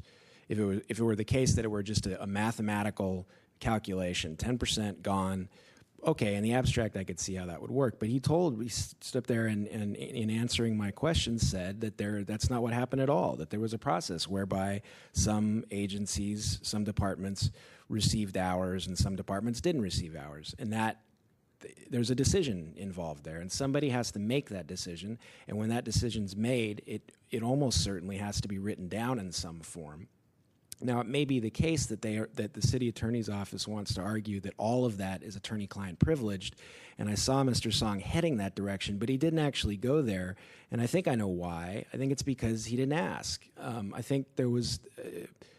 now, he told me he did, and I'll take him at his word, but I heard nothing that suggested that he made any kind of an inquiry after the order of determination was made. And this is a problem that the task force runs into constantly, that the order of determination is made and the department to whom the order is issued doesn't seem to read the order, and even if they do read the order and that's apparent in their testimony, they don't seem to do anything about it. There's no follow-up.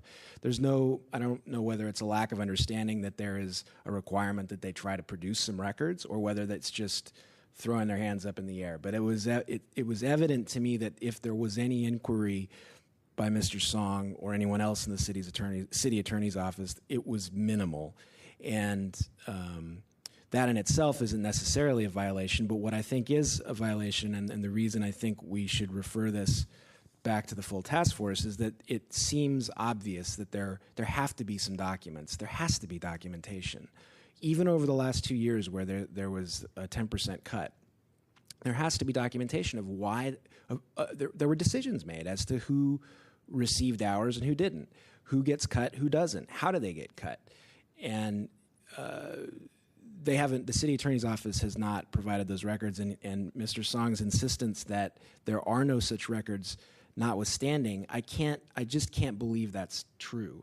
And I can't believe, based on what we know, and based on Mr. Song's testimony, that they have tried to find out if there are any records. So I actually didn't sit down and figure out which sections we should, which sections of the Sunshine Ordinance would want to refer back to the main task force. So I don't have a motion at this time, but at the time, but let me look at it. But I think we should refer it back for a willful misconduct, I think is the phrase. I'm sorry, I still get those mixed up. Willful violation or willful misconduct. There's one. It's violation. Yeah. Official misconduct. There you willful go. Violation. That's the catchphrase, yes. Member Nee. Through the chair, I just want to query Member Snyder on something, since Member Snyder is an attorney. There has been brief mention here of attorney-client privilege, and I'm really wondering if it would apply in a matter like this. It's one thing, if an attorney is advising a client on a substantive legal issue, perhaps as part of a lawsuit, but all Mr. Grossman is asking for is a calculation on some dollar figures or a time allocation. Would that fall under attorney-client privilege? Well, since the city attorney's office never really made that argument, we haven't really heard any information about it. Going forward, when this gets back to the full task force, that could come before us. Sure, and if there are circumstances where that could be, where just the plain numbers of how much time was spent on what activities, that can be attorney-client privilege. It depends on the context. So there can be attorney-client privilege just in the amount of money or the amount of time, which are the same thing in billing, is spent on a matter. And because that can tell you a lot of things. But it depends on the context. There's no absolute. You can't say the billing records are absolutely attorney-client privileged. You can't say absolutely that they're not attorney-client privileged. But there are circumstances where they could be. I don't know enough here to say whether these would or could be. But this wouldn't even be a billing matter on a specific issue. We're talking here about an annual allocation of time and or dollars. But the basis on which the city attorney's office made its decision to allocate money here versus there, depending on what that decision was, it could have attorney-client. There could be attorney-client privilege information because trying to come up with something quickly off the top of my head, they could say, the city attorney who's responsible for, or the city attorneys who are responsible for planning and development, they're going to need 120 extra hours this year because we anticipate there's going to be litigation in this area. Well, that, in theory, in the abstract, that could be attorney-client privilege, because that could mean that the city attorney's office recognizes that settlement discussions are breaking down and they're probably going to have to go ahead and fully litigate something. Okay. So, I mean, I don't mean to give a roundabout answer, but it really depends on the specific Well, fact. I understand that, but I thought that, since you are an attorney, you could provide us with some, fairly good analysis on what might happen if this comes before us. That's all. It was a question. Do I hear a motion? Member Johnson. I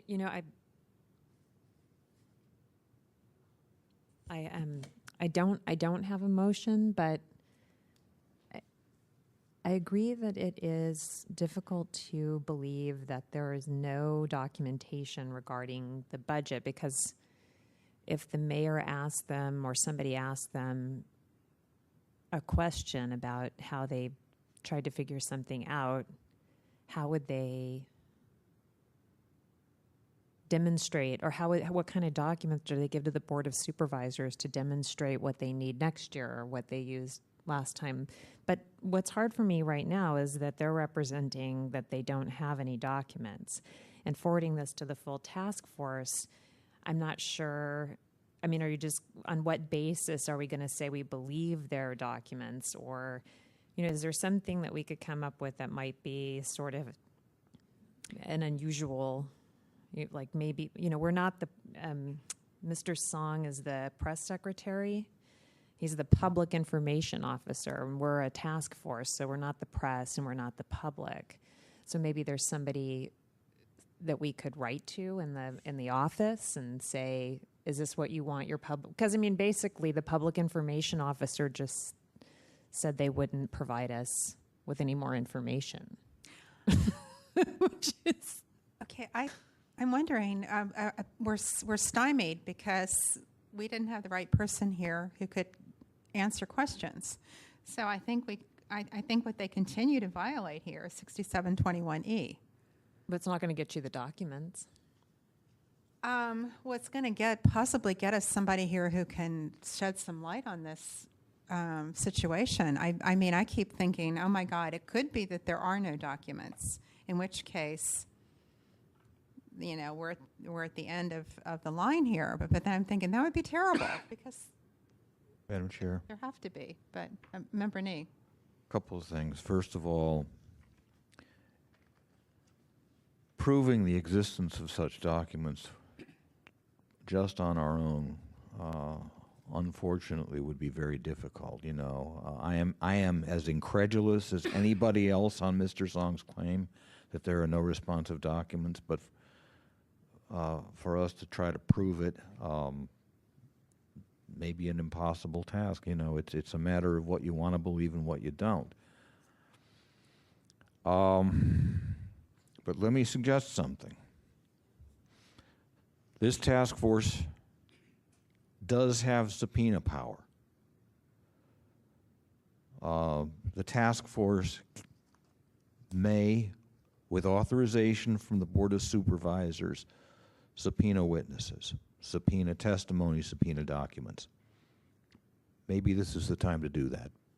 Maybe this is the time to subpoena City Attorney Dennis Herrera and get him to talk about what the lines of responsibility are, where they fall, with whom they fall, and then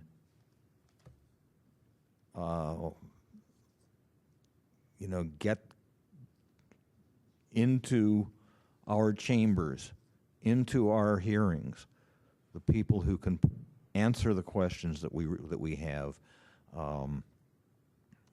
in a substantive manner.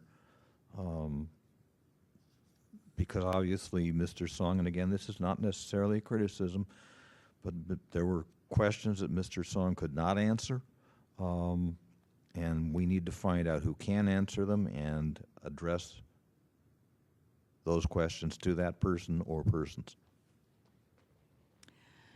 So is this the time to make a motion to refer this back to the task force with a recommendation that City Attorney Dennis Herrera be subpoenaed, along with any documentation that would shed some light on how budgeting works there. How does the full board have to vote on a subpoena power? We don't unless the Board of Supervisors gives it to us. Where is that in the ordinance? I've never seen that. Do you guys know? Do you know? But it Ms. doesn't say if the full board has to vote on it, because it's a nice idea, but that isn't going to happen. I mean, that is not going to happen if the full board has to vote on it. So my point was to try to do something that, I mean, there's two avenues. There's the avenue of, I'm going to say punishment, but, the recognition that they're not complying. And then there's the avenue of trying to get the documents. Like, for example, we could continue it and demand that a different representative come here because their public information officer just represented that he's not going to talk about it anymore. But they don't have, that's not an exemption under state law that you just don't talk about it anymore. Maybe to the press, but we're not the press. So there, maybe you could, but I don't know how the subpoena power works, but if it's the full board, I think that you'd be waiting to push it off until the 3rd, and then it would just go nowhere. So if there was some way of trying to, I'd like to see the information. I mean, Madam Chair. Member Nee. Section 67.30D. In addition to the powers specified above, the task force shall possess such powers as the Board of Supervisors may confer upon it by ordinance, or as the people of San Francisco shall confer upon it by initiative. So my reading of that is that the Board of Supervisors would have to pass an ordinance granting us the subpoena power, and that might take some time, and there would be no guarantee that the board would do it. So maybe trying to get a subpoena is just not a practical route to go. Okay, Member Snyder. Maybe we should ask the complainant what he thinks the best course would be. Mr. Grossman, is he here? Mm-hmm. What do you think we should do?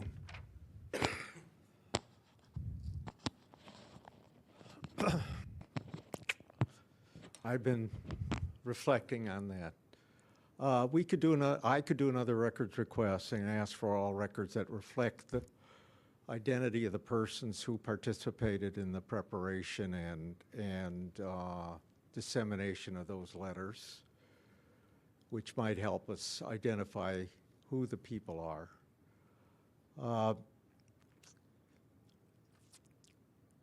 I actually have thought about the task force filing a willful violation complaint with the Ethics Commission for the city attorney's failure to provide a full-time lawyer who is assigned just to the task force and who has to clear conflicts with the task force, none of which was ever done. And I think it's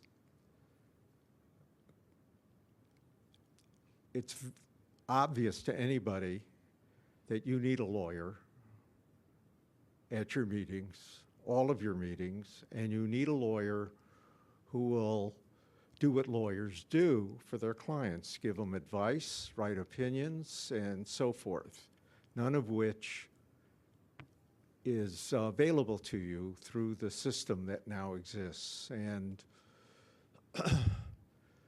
this tension between the task force and the Ethics Commission is going to be right front and center anyway. And I think this would be a way of implicating the city attorney, who has regularly sided with the Ethics Commission, either directly or sub rosa and some of the dismissals that Mr. St. Croix has engineered. So, you know, that's one way of doing it. You know, you adopt a resolution and just you craft a complaint and you file it with the Ethics Commission. In terms of bringing this matter to a conclusion, do you think, so that's something that could be done to get at the root problem that this complaint addresses. But in terms of this complaint, yeah, as the complainant, would you prefer to see this referred back to the task force to give to send it on to the Ethics Commission as a? Well, I agree that there's a problem. You know, what do you do? How do you prove the existence of something that everybody claims don't exist? But you haven't actually identified who the people are who did the job, you know? Right. So would you like to find that out? I think one thing you could do is just put it in suspense, and I'll make another records request and see if I can get those names. And if they say they don't have those, then you've got, you know, a little bit more ammunition. That seems to me the way to do it. I mean, I've waited months as it is, you know, and we're not going to get it. I'm not going to get it, even if you send it over to ethics the way it is. So let's see if we can build a fence around it and make sure that they have no place else to go. I don't think you should drop it, though. Well, you could either refer it you could either continue it to compliance and have maybe the chair through Mr. Rustum write a letter saying that the task force didn't find the Compliance and Amendments Committee did not find the respondent's testimony credible, or whatever word you want to use. Or informative. It wasn't informative. Informative, or you know, however, you know, people can draft it and say we need somebody more closely. As we're trying, you know, when we asked for information so that we could, you know, sort of alleviate our doubts about this, we were cut off. But if you suspend it, they win, because I think that's all they really want to do. So I'll get it in and out before you. You know, you can't take it up tomorrow. No, but we could. And you've got another month before your next meeting. It's in January sometime, I assume. Well, I think we should move on two fronts. I mean, I think you should pursue getting names, and we should also indicate that nobody came before us who could explain what was going on here. You actually asked for that. We did ask for that. But yes. I want to remind you that Mr. St. Croix has taken the position that 6721E does not require a representative before a committee meeting. Member Nee. I don't think that's what he said. What he's taken issue with is our contention that 6721E requires the attendance of a knowledgeable representative. No. You read Mr. Grossman's right. That's what he's taken issue with. Yeah. Well, he's dismissed at least one, and I think two complaints. In fact, that's why Sue Blackman from the Library Commission wrote you a letter and said, we're not going to appear before any committee because we don't have to. Well, but that has to do with responses to complaints dealing with public meetings, not public records. 67.21E is very clear on that. I understand that. And 6721E, in spite of, I totally disagree with Mr. St. Croix's interpretation of 6721E because it says... No, I know what it says. I think, you know, if you want to run that risk, fine. I don't think it's worth it. I don't think it's worth it. It says an authorized representative of the custodian of the public records requested shall attend any hearing and explain the basis for its decision to withhold the records requested. That, to me, implies knowledgeability. And in that regard, But they're interpreting any hearing to mean only one. That's what the Ethics Commission keeps saying in their responses to us. In any case, But I'll do whatever you suggest. Well, I think definitely filing another request with them for asking them to name names. Okay. You couldn't be more clear than that with them, I wouldn't think. Yeah, but we can't just, the task force can't just drop it because their public information officer can't just come in here and say, I won't say any more to you. No, I agree. Okay, then you're going to come in here again and say you're not going to say any more. But I don't know whether you want to do it at committee or at the full task force. That's up to you. I think it's. Well, I think at least a violation of 6721E is called for. Is called for here. At least. Whether we want to go any further than that, I don't know. I think we should send some kind of a formal letter to Mr. Herrera explaining that Mr. Song was unable to answer certain questions and that we would like to know who can answer, explain what the questions are, and say under 67.21E, his office is required to send an authorized representative to answer the questions that we have. We can do so in a respectful and civil manner and say that this matter will come before the task force, the full task force, on, I believe the meeting is scheduled for January 3rd. Yeah, but that might not happen. There are like 18 complaints. So we have to, Mr. Rustamoni, there are a lot.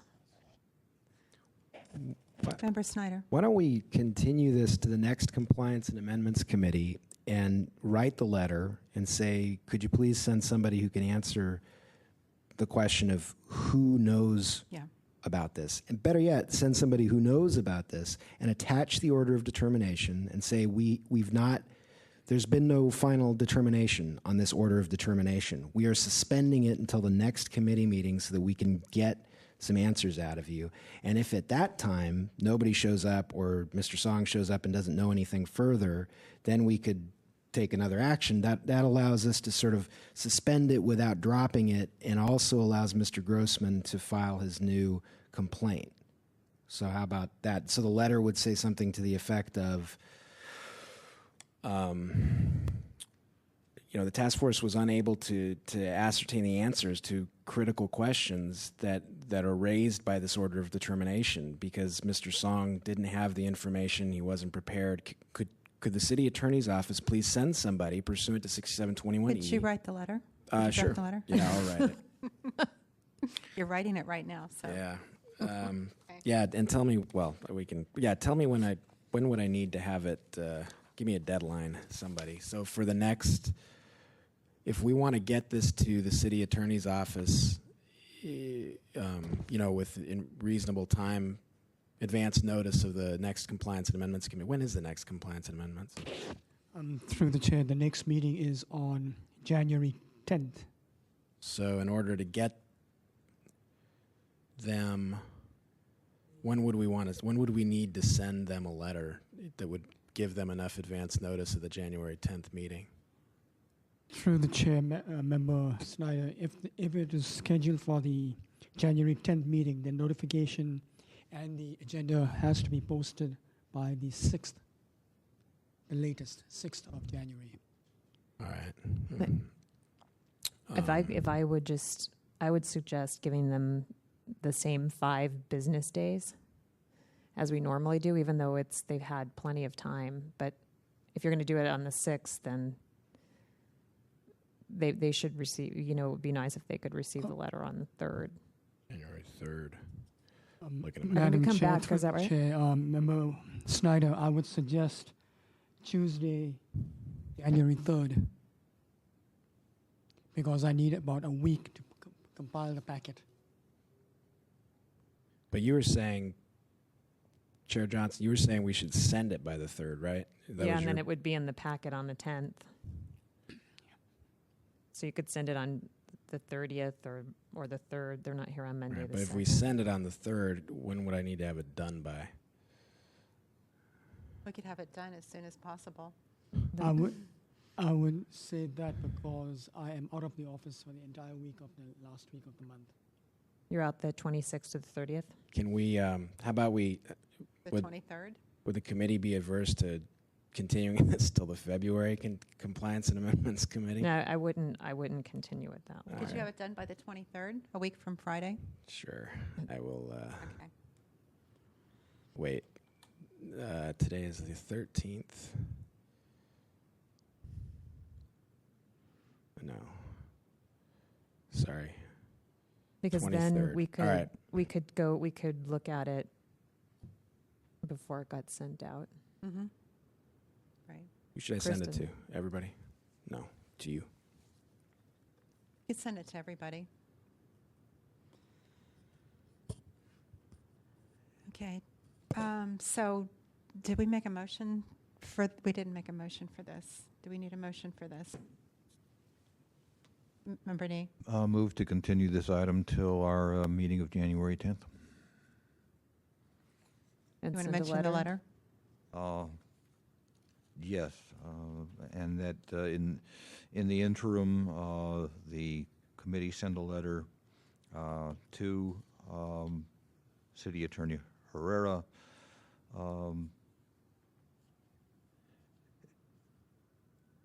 explaining that we have questions remaining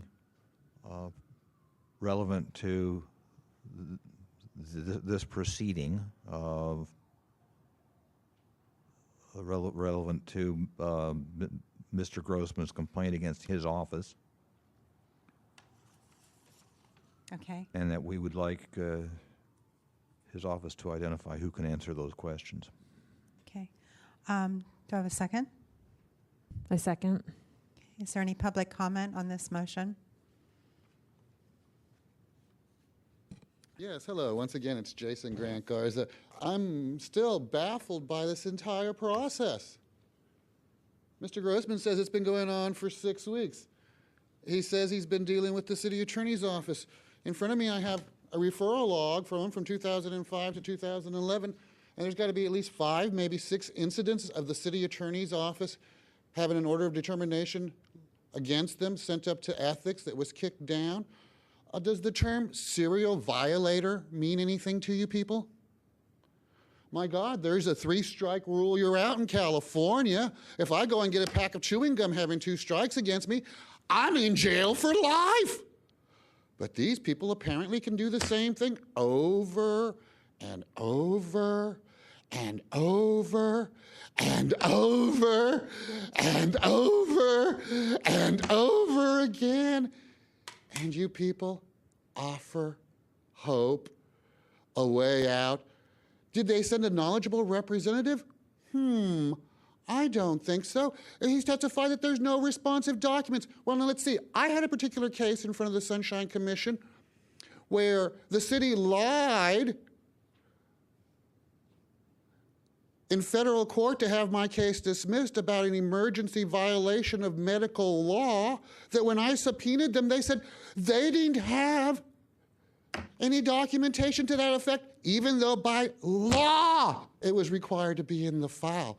But the Sunshine Commission, having heard what it wanted to hear, washed its hands and said, good boys. Now, in my immediate instant case of 11081, they're once again saying the exact same thing. We don't have documents responsive, even though they violated the Chair, HIPAA point law, of order. which requires. Madam Chair, the speaker is not speaking to the motion. I think I am, sir. I totally disagree. I'm saying that the motion is worthless because there's no effect. I totally disagree with Mr. Nee's interpretation.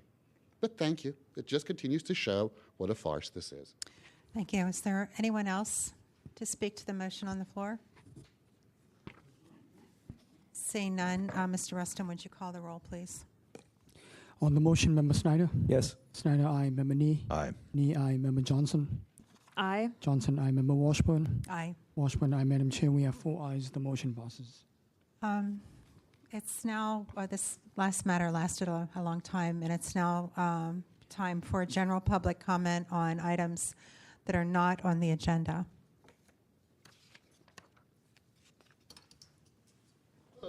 Once again, my name is Jason Grankars, and I'm here to speak on this totally worthless farce that I'm continually being put through, that I'm continually making comments on, and that apparently is going to continue from now until the day we all die, or that I go and get arrested, or that I come in front of the Sunshine Committee again, because the law is being circumvented here. This is about sunshine. This is about getting at the truth. None of that matters. Just the illusion, just the massage.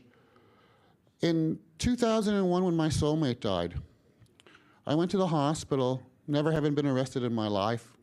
And I got arrested, and I said, well, you know, I'm a poor person. I'm going to go to Sunshine and get what I need. And I got screwed by the city, and I came back to Sunshine and said, well, excuse me, but here's what they did, and there's how they did it. Didn't matter. I went to go look for more medical help. Once again, got screwed by the city. Once again, came back to Sunshine, said the exact same thing. The city used the exact same thing before. Oh, he's harassing us. He's giving us a hard time.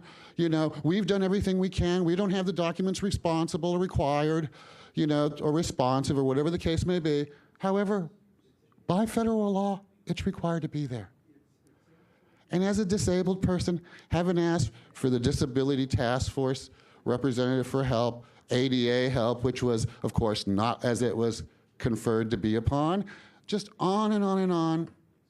I really, really, really hope that, you know, a lot of these matters get sent in front of the public and that something can actually be done, because I don't know how much longer I'm going to live. Is there anyone else to speak to matters that are not on the agenda? Okay, seeing none. Mr. Rustin, would you call the next item, please? Yes, Madam Chair. The next item is item number 6, file number 11058, hearing on the status of the November 29, 2011 order of determination of Nick Pasquarello against the Film Commission. Mr. Rustin, did you hear anything from the complainant? Yes, Madam Chair. The complainant emailed me to say that he will not be able to attend this meeting and requested a continuance. At the same time, the respondent also sent me an email saying that she had spoken to Mr. Pasquarello, and the documents that he wanted are with her assistant in her office. Okay. And Mr. Pasquarello was going to pick it up according to the conversation. All right, thank you. So, our member Nee. Move to continue.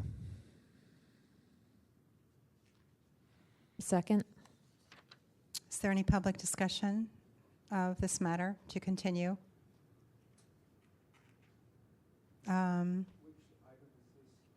Six. 6. It's Pasquarello order of determination.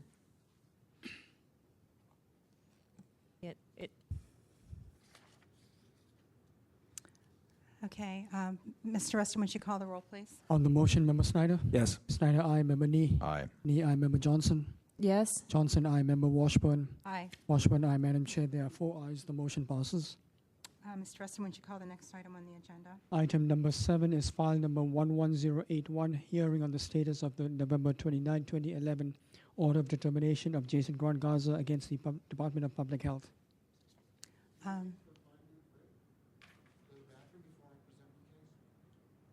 Actually, that would be a good idea.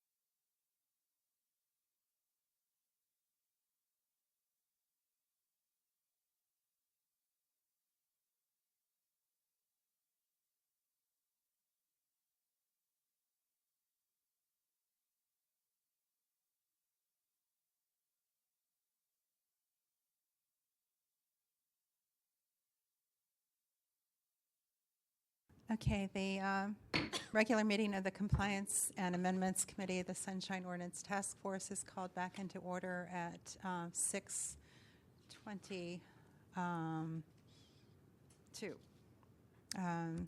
Mr. Garza, you have 5 minutes.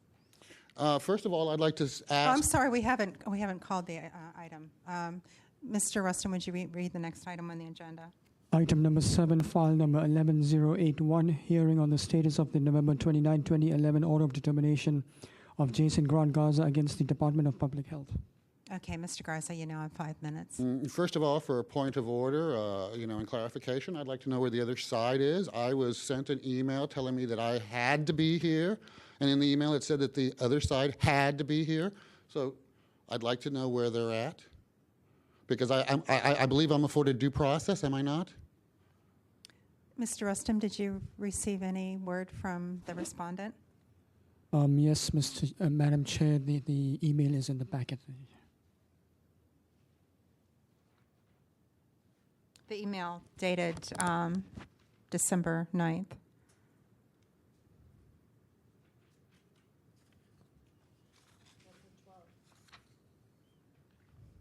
The very last page. No, of the stuff he handed. Oh, I'm sorry. Did you give Mr. Garza a copy of that? Yeah. Can you show him where it is? Is it? What? So he knows what we're reading.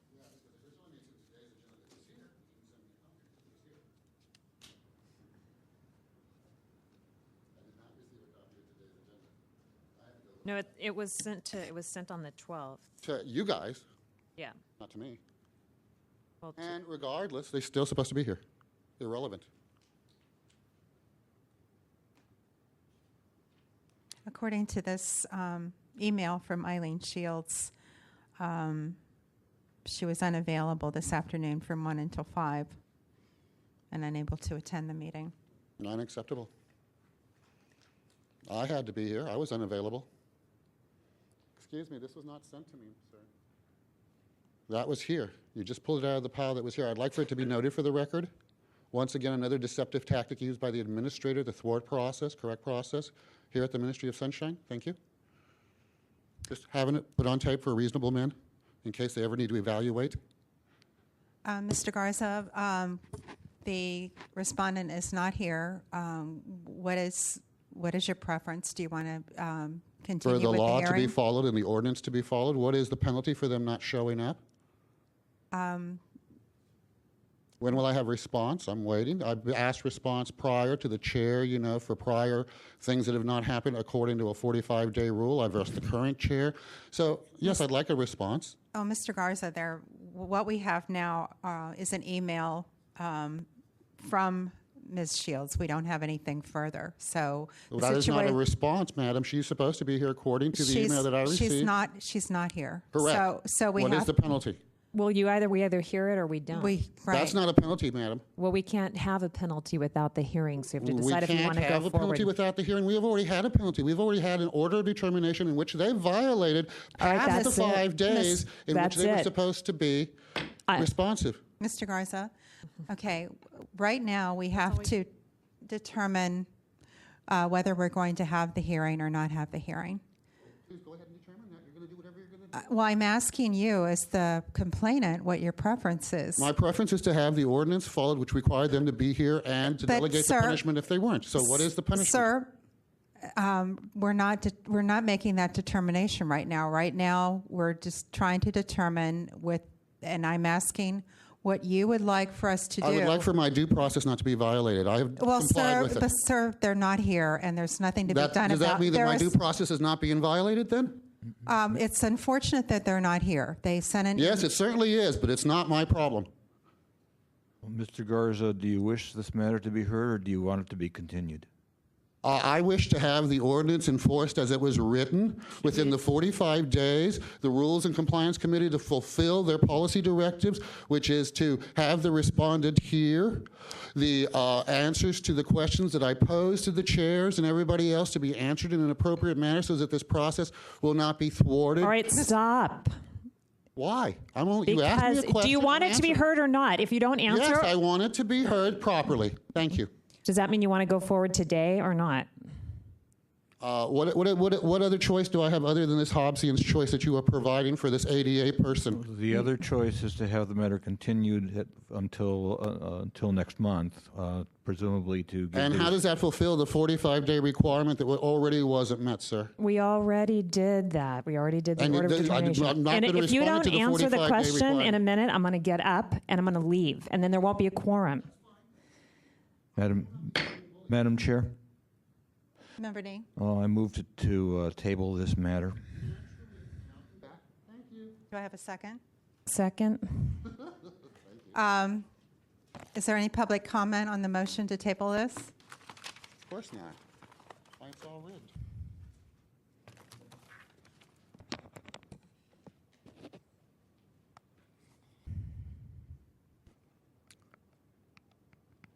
I don't know if there's any way to satisfy Mr. Garza.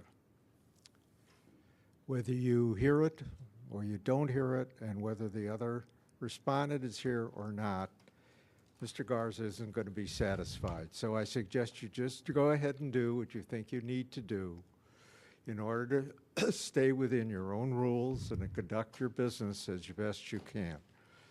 That is my public comment. Thank you. Thank you. Is there any additional public comment on this matter? Okay, Mr. Rustin, would you call the roll, please? On the motion, Member Nee. Aye. Nee, aye. Member Johnson. Aye. Johnson, aye. Member Washburn. Aye. Washburn, aye. Madam Chair, we have 3 ayes. The motion passes. When does it get off the table? The matter will be put on the agenda for next month. Which agenda? The rules and No, on the agenda for this committee for next month, which will be, the meeting will be January. And that's the point where January I asked for it to 10th. be taken off the table and for the matter to be addressed. It should have been this month. The matter will be placed on the agenda for January 10th. And when they don't show that time. Then we'll decide at that time what. Thank you for the continuation. With your assistance, we will decide how we want to proceed. Sir, I have not had your assistance.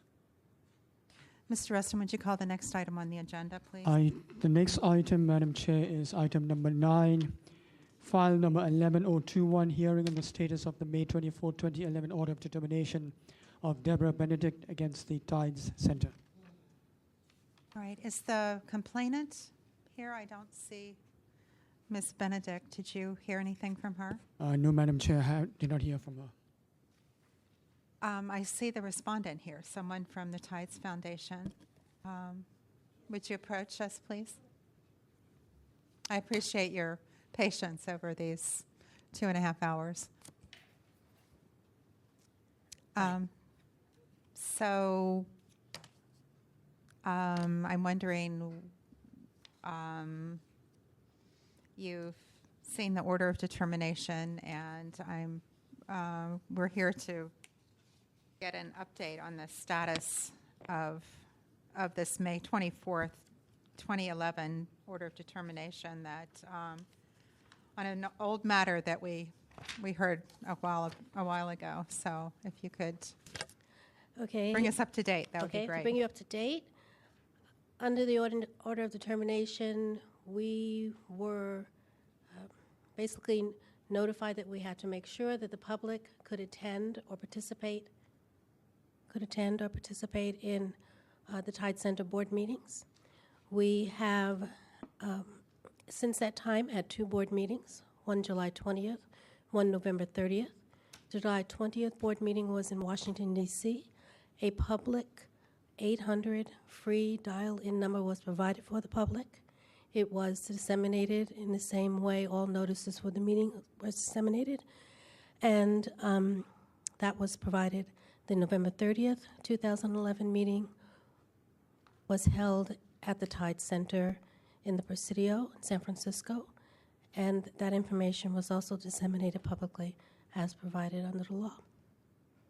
I think that responds to the determination. Mm-hmm. Thank you. Is that, I'm sorry. Member Johnson?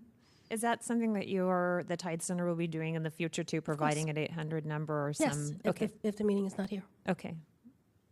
And I think you only have to do 2 a year or something like that. Right. That's Okay. 2 a year. Okay. It will be done. Okay. So, Member Nee, do you have anything?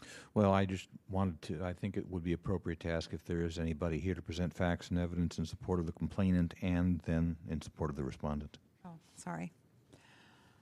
I don't see anyone here to offer facts and evidence in support of the complainant. Is there anyone here to offer facts and evidence in support of the respondent? Seeing none, the matter's with the committee. Member Nee? Yeah, it's difficult, I think, because the complainant is not here. I think it's really difficult for us to pick any bones of contention with the respondent. She has given us information that, and based on that information, the respondent appears to have satisfied the order of determination. In light of that fact, I don't see any necessity for any kind of a motion. I think we could declare this matter concluded, and if Ms. Benedict wanted to bring this matter back, I think she would have to offer new evidence to support that particular request to bring the matter back. But from what we've seen over these last few minutes, I just don't think there's any further action on our part that would be necessary or appropriate. Okay, I agree. So again, I appreciate your coming and your patience. And okay, we're done. We're really done? We're really done. We're really done. Oh, I'm sorry, public comment? Okay, sure. Getting kind of ragged here. All right, Mr. Rustin, would you call the next item on the agenda? Yes, Madam Chair. The next item is next steps on Ethics Commission's proposed policy for handling sunshine-related complaints. Here we are with an extremely important matter, and we're down a couple of, I'm sorry. I'm so sorry to do this, but Member could Todd. somebody, I won't be able to remember it after because of the task force, but there in the letter on Mr. Garza's hearing, part of the reason why it came here was that Member Wolf had said he would get together some kind of a presentation about HIPAA. Otherwise, it probably wouldn't have come here at all. But so if someone could remind Member Wolf that that's coming up, I don't know if you can or if you can remember. I might forget, but I didn't want to let that slide because this way he'll have plenty of time. And he's not here, so. Right. Mr. Rustin, could you let him know? Yeah. Yes, Madam Chair. Okay. Sorry. All right. No, fine. Thank you. Thank you. Okay. So Mr. Grossman has written a memorandum that he circulated to us several days ago with his analysis of the revised proposed regulations. These were the regulations that were circulated at the very last minute before the Ethics Commission meeting last month, and I think we were all there to express our desire that they meet with us. And we haven't heard anything about that. So it's not clear what Ethics is planning to do next. But I know, why don't I call Mr. Grossman? You want to join us up here? Be more comfortable. I think with just the three of you and the fact that Mr. Snyder, who would be the lawyer most directly involved on behalf of the task force in representing the task force points of view. The fact that he's not here is, you know, a problem for me. And I think Mr. Wolf also has a very significant role that he sees in how this goes forward. I mean, I'm prepared to stay and talk about it. That's not a problem for me. But it doesn't bode well, I think, for Mr. Snyder to leave just as this is about to be discussed. And I'm sure he has good reasons, but if he doesn't do it, if he doesn't take the responsibility for doing it, then it's going to be a significant obstacle to getting it into the hands of the people at the Ethics Commission. I mean, I can write myself, I can write, you know, memos and analyses till I'm blue in the face, but they don't represent the task force memos and analyses and whatever, and that's where Mr. Snyder would come in. So I'll leave it up to you. I mean, I'm happy to discuss it because I think it's so important. And I'll leave it to you. If you want to go ahead, I'll be here. Well, I know that you're planning to meet with Supervisor Campos tomorrow. Maybe, or Member Johnson, are you meeting with him as well? I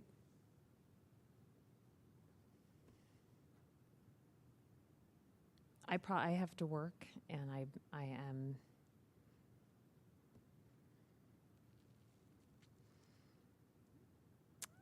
I think that the three of us could discuss. I don't know what we would write, or what. I think we could discuss what we. Maybe wait to discuss more substantive, but what we could discuss what is our next ideas. I think you've been on the task force for a long time. I don't know that we'll get the kind of involvement from Member Snyder that we want. We certainly would have to ask him, but he was just listening. I shouldn't say that. I should say in the timely way that we want it, because he was talking about that letter. But I've done a lot on this with the resistance sometimes from the people here. But if Member Snyder and Member Wolf are more important, perhaps they could take over and do it instead. But I guarantee you it won't get done, because I am exhausted from all of the things that I've done. Your meeting with David Campos is because I went all around trying to deal with it. And I think we could make a few decisions about some kind of actions that we want to take. We might be at odds with them, but at least we would have a foundation, because we're having it's hard for me because I want to say anything negative, but I can't wait for the people who can't be here. I can't. We can, but I don't advise it because it leaves it open. We already,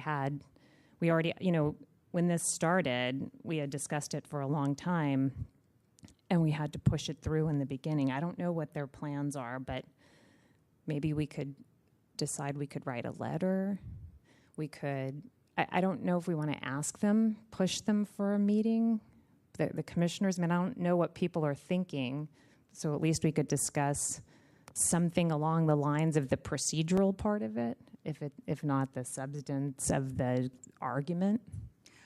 Well, let me say that, first of all, Hope, I spoke to Member Snyder about taking more of a lead on this issue, and he just told me before he left, no.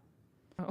That I didn't hear you. Sorry. No, Member Snyder said he does not have the doesn't have the energy or the time to devote to this at all. He said no. So he's out of it. I don't know what else there, but that's what he told me in Okay, plain well, English. That's, So I think you gotta, I mean, I'm really torn because I feel that it's not really my responsibility, although I enjoy what I do, and it gives me a chance to feel like I'm contributing in my, golden years to the betterment of the community. And I'm willing to do what you want me to. But at some point, I can't show up at the Ethics Committee joint meeting and give an opinion or talk about it in the same way that a member can do it. And so there's going to be there'll be a disconnect, sort of. I think like I said, I can talk to Member Snyder further. This was a very brief conversation because I didn't realize he had to leave, and it was for a legitimate reason he was leaving, so that wasn't to be helped. But he was very clear that he wasn't going to be involved in this. Okay. But I know tomorrow, you explained to me that tomorrow's meeting with Supervisor Campos was to perhaps ask him to have a hearing. I think this has been mentioned before, about the regulations, about how the Ethics Commission handles our referrals and so forth.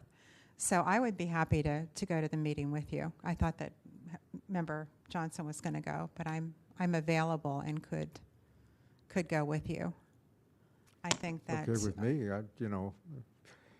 If we, 5 or 6 of you wanted to invade Mr. Campos's office, I think that would help. But I think the problem in terms of the responsibility of the lawyer member is different. I think it pervades the work of the task force because Mr. Snyder doesn't have the experience and the developed knowledge that Erica had, and I don't know who was there before Erica, but it carried a lot of authority because she'd been through it and she understood it and she knew what needed to be done. So, I'm available. Member Johnson? One thing that's really important is that I've said this to Mr. Grossman, and I don't believe even Supervisor Campos is willing to partner with us to work on this, but he is not going to be an advocate. I don't think, I could be wrong, but if you go in there with the mindset, you got to have, I feel that it works best if you have specific steps or actions that you would like to present. Yes, the meeting, but they're not going to be your advocate. He's not going to show up at hearings. We have to look to the supervisors to try to give us opportunities Okay. to be the advocate. So we have to come up with, obviously it's going to depend on when they could have the GAO hearing, and there are other, I don't know if I said it in here, but there's a possibility that you might want to ask Supervisor Campos to confer with Mr. St. Croix regarding can they hold off on these until there's a hearing, or maybe he would tell Supervisor Campos a deadline, some date he's thinking of. I'm not sure what that will be like. I've just never seen the supervisor stand up and advocate the way that the Sunshine, the group of the members of the public who are interested in Sunshine do. Well, I don't think I wasn't seeing that as his role at all. I was seeing him as someone who could facilitate a process between the Sunshine Ordinance Task Force and the Ethics Commission. So we did copy him on the letter that we sent to them requesting a meeting. And he indicated he thought a meeting was a good thing, so we can ask him to make the meeting happen, or help make the meeting happen. I mean, I think that's it's the next logical step. Well, that's not the order in which all this happened. I asked him, and then we sent. He didn't do that in response to our letter to the Ethics Commission. He did that in response to their meeting about the civil grand jury. He made that statement, and I wrote to him. Okay. And I called him. So it's not the same as him just picking it up and saying, yeah, this needs to happen. That's what I'm trying to say. So I'm just suggesting a mindset of going in there with specific things that we want, which we could, obviously there's the meeting, but you know, when do we need it? What else can, if for some reason they can't have a meeting until spring, what other tools could we ask for that we might be able to use, like we did at the last meeting, at the last Ethics Commission meeting? Well, even if somehow the government, what is it, Government Accountability and Oversight, is that the audits? Government Audit and Oversight Committee, for some reason, can't fit us into its agenda, there's nothing to prevent us from going forward directly to ethics and requesting a meeting, you know, a direct face-to-face meeting with the Ethics Commission. We have to decide, well, I think we have to first ascertain if the Ethics Commission has set any kind of deadline for itself on the adoption of its proposed regulations, and try to work within that time window. And do you want, are you thinking of, is your thought process that you would prepare some sort of a response if we, you know, are we trying to write a detailed response similar to our response to their original regulations? Some sort, is that your idea of Member Snyder's assistance? Listening to you, I think I have a suggestion. I don't know what the supervisor will do, or, you know, his attitude or whatever, because I've gotten a somewhat different story from talking with Eileen Hansen about him, and she sees him fairly often at events. I don't know what those are, but it seems to me that maybe the way to go is to just contact the Ethics Commission and say, we want to set up a joint meeting for a certain time, the week of such and such. And at that point, a week before the meeting, we will send you our formal response or our comments on the proposed regulations, and then we'll have an opportunity at the meeting to take them up at that time. And that will force them to say either we want a meeting or we don't want a meeting.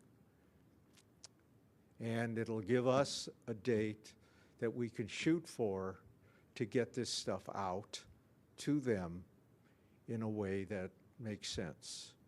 And that would be my thought. And because they know we want a meeting, your letter made it clear at the meeting last month that they had. I mean, that was the big, everybody was pounding about that. So I think they get it, but their interest in sunshine is so minimal that it, you know, it just kind of floats off unless you remind them about it. And that's what I would just write them a letter now. Pick a week in January or February and say, this is when we want to get together, and have Mr. St. Croix call our administrator, and we'll arrange a date that doesn't conflict with your schedule or our schedule. And we'll meet, you know, in a conference room at the City Hall. Well, I know that you've already done a lot of analysis of their... Pardon? You've done a lot of analysis of their regulations. You bet. And you've sent, we have an abbreviated form here, and then you have an Yeah. annotated form. So some of that work has been done. What if we request the meeting for either the third week in January or the first week in February? I'm trying to think of weeks where we don't have meetings. Well, I'd give us plenty of time. See, they meet, what was yesterday? They meet the second Monday of the month, I think. So they would have met And they're going to yesterday. change it, I think, to the Thursday so they can get their meetings televised. No, the fourth Monday. It's now the fourth Monday of the month. So you couldn't select the fourth Monday of January because that's when they have their regular meeting. So you could do it the first week of February. Right, the first week of February. And that hopefully would give us all of the, or most of the month of January to get something out. So that would be the week of February the 6th.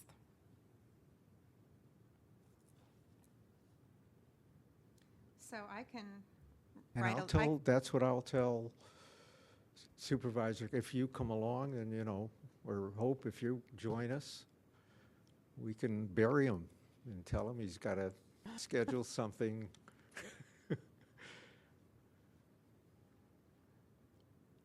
Around that time. Well, this sounds like a reasonable plan. Well, everybody has to, buy into it, so you can think about it. I'm happy to draft a letter requesting a meeting the week of February 6th, a joint meeting with our committee and the Ethics Commission to and to let them know that we'll have a response to their revised regulations beforehand. Hopefully. Yeah, hopefully. Well, I mean, you've done quite a bit of work. Yeah, so no, we're pretty far along. we're pretty close. So how does that sound?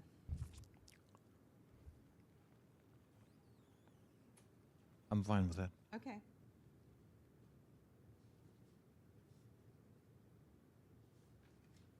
And I'll wait till after the meeting with Supervisor Campos tomorrow, too. That might add some support for us. Would that be the week ending or beginning February 6th? Beginning February 6th. Beginning February 6th. Because Okay. the very first week is, it's the Well- first is on Wednesday, and they would have had their regular meeting then. Okay. My No, the diary reason I doesn't ask go is beyond, yes, it does, I'm sorry. reason I ask is around February 2nd. I'll be in Southern California. Oh, okay. But you'll be back the following week. I expect to be, yeah. Okay, all right. Okay. So it would either be the week of probably the week of the 6th of February. Right, that's what I'll propose. There's nothing going to happen between I know, this that's- Friday and the 4th of January.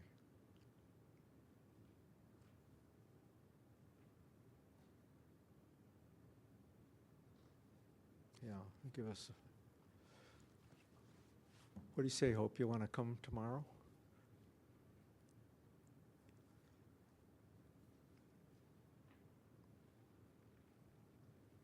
I'm happy to come. I'll just camp out at City Hall tomorrow. Okay. No, you- So, Okay. Mr. Rustam, could you call the next item on the agenda? Yes, Madam Chair. The next item on the agenda is Administrator's Report. I've given you a copy of the updated report. Okay. I received 2 more additional complaints, and on Chair Johnson's request, I haven't scheduled any dates as yet. Yep. We have so many dates that we have so many complaints that we need to, after tomorrow, see how many we get through. So there's some things on here you'll see it says 1214, but they're not on there. Like the I've asked the anonymous complainant to provide us with a little bit more detail. She responded back, but I didn't necessarily mean they have to that the anonymous has to go into great detail about the specific ordinance, but maybe a description of the actions, or if they have a document or something like that. So after tomorrow, we'll look at these again. The administrator's report will change a little bit, because depending on how many we get through, it could be a lot and it could be very few, then we'll have a better idea of when they can be scheduled. That's why I was saying if we refer the other complaint here, it might not be the 3rd, because you can see that Patrick Manette Shaw filed a complaint in October, and it's still waiting for January 3rd. So, Madam Chair, quick question for Mr. Rustum. On the 4th page, I note 3 of the complaints, numbers 11087, 11088, and 11089. You have task force 1122 and then 113. I believe the correct date on that would be January 3rd, not January 13th. Am I correct? Through the chair, yes, you Okay. are correct, yes. Just want a clarification. Is 11087 a new complaint? A different complaint from the one that was dismissed? Or you just have an update? Through the chair, it's a follow-up to the original complaint. And it's okay. It's exactly the same. But it's a new one. It's not filed okay. too. Okay. And that is why the DBW requesting to be that the two be heard at the same time. Okay. Is there anything else? Any public comment on the administrator's report? Seeing none. Mr. Rustum, could you call the next item? The next item is announcements, comments, questions, and future agenda items. Member Nee? Yeah, I'd like to let the gathering know that the Society of Professional Journalists Northern California chapter is accepting nominations for its annual James Madison Awards. Those awards go to individuals and organizations who have championed sunshine and or the First Amendment, and information is available at www.spjnorcal, that's all one word, spjnorcal.org. Thank you. Is there anything else? Do I hear a motion to adjourn? So move. Second. The meeting is adjourned at 7:00 p.m.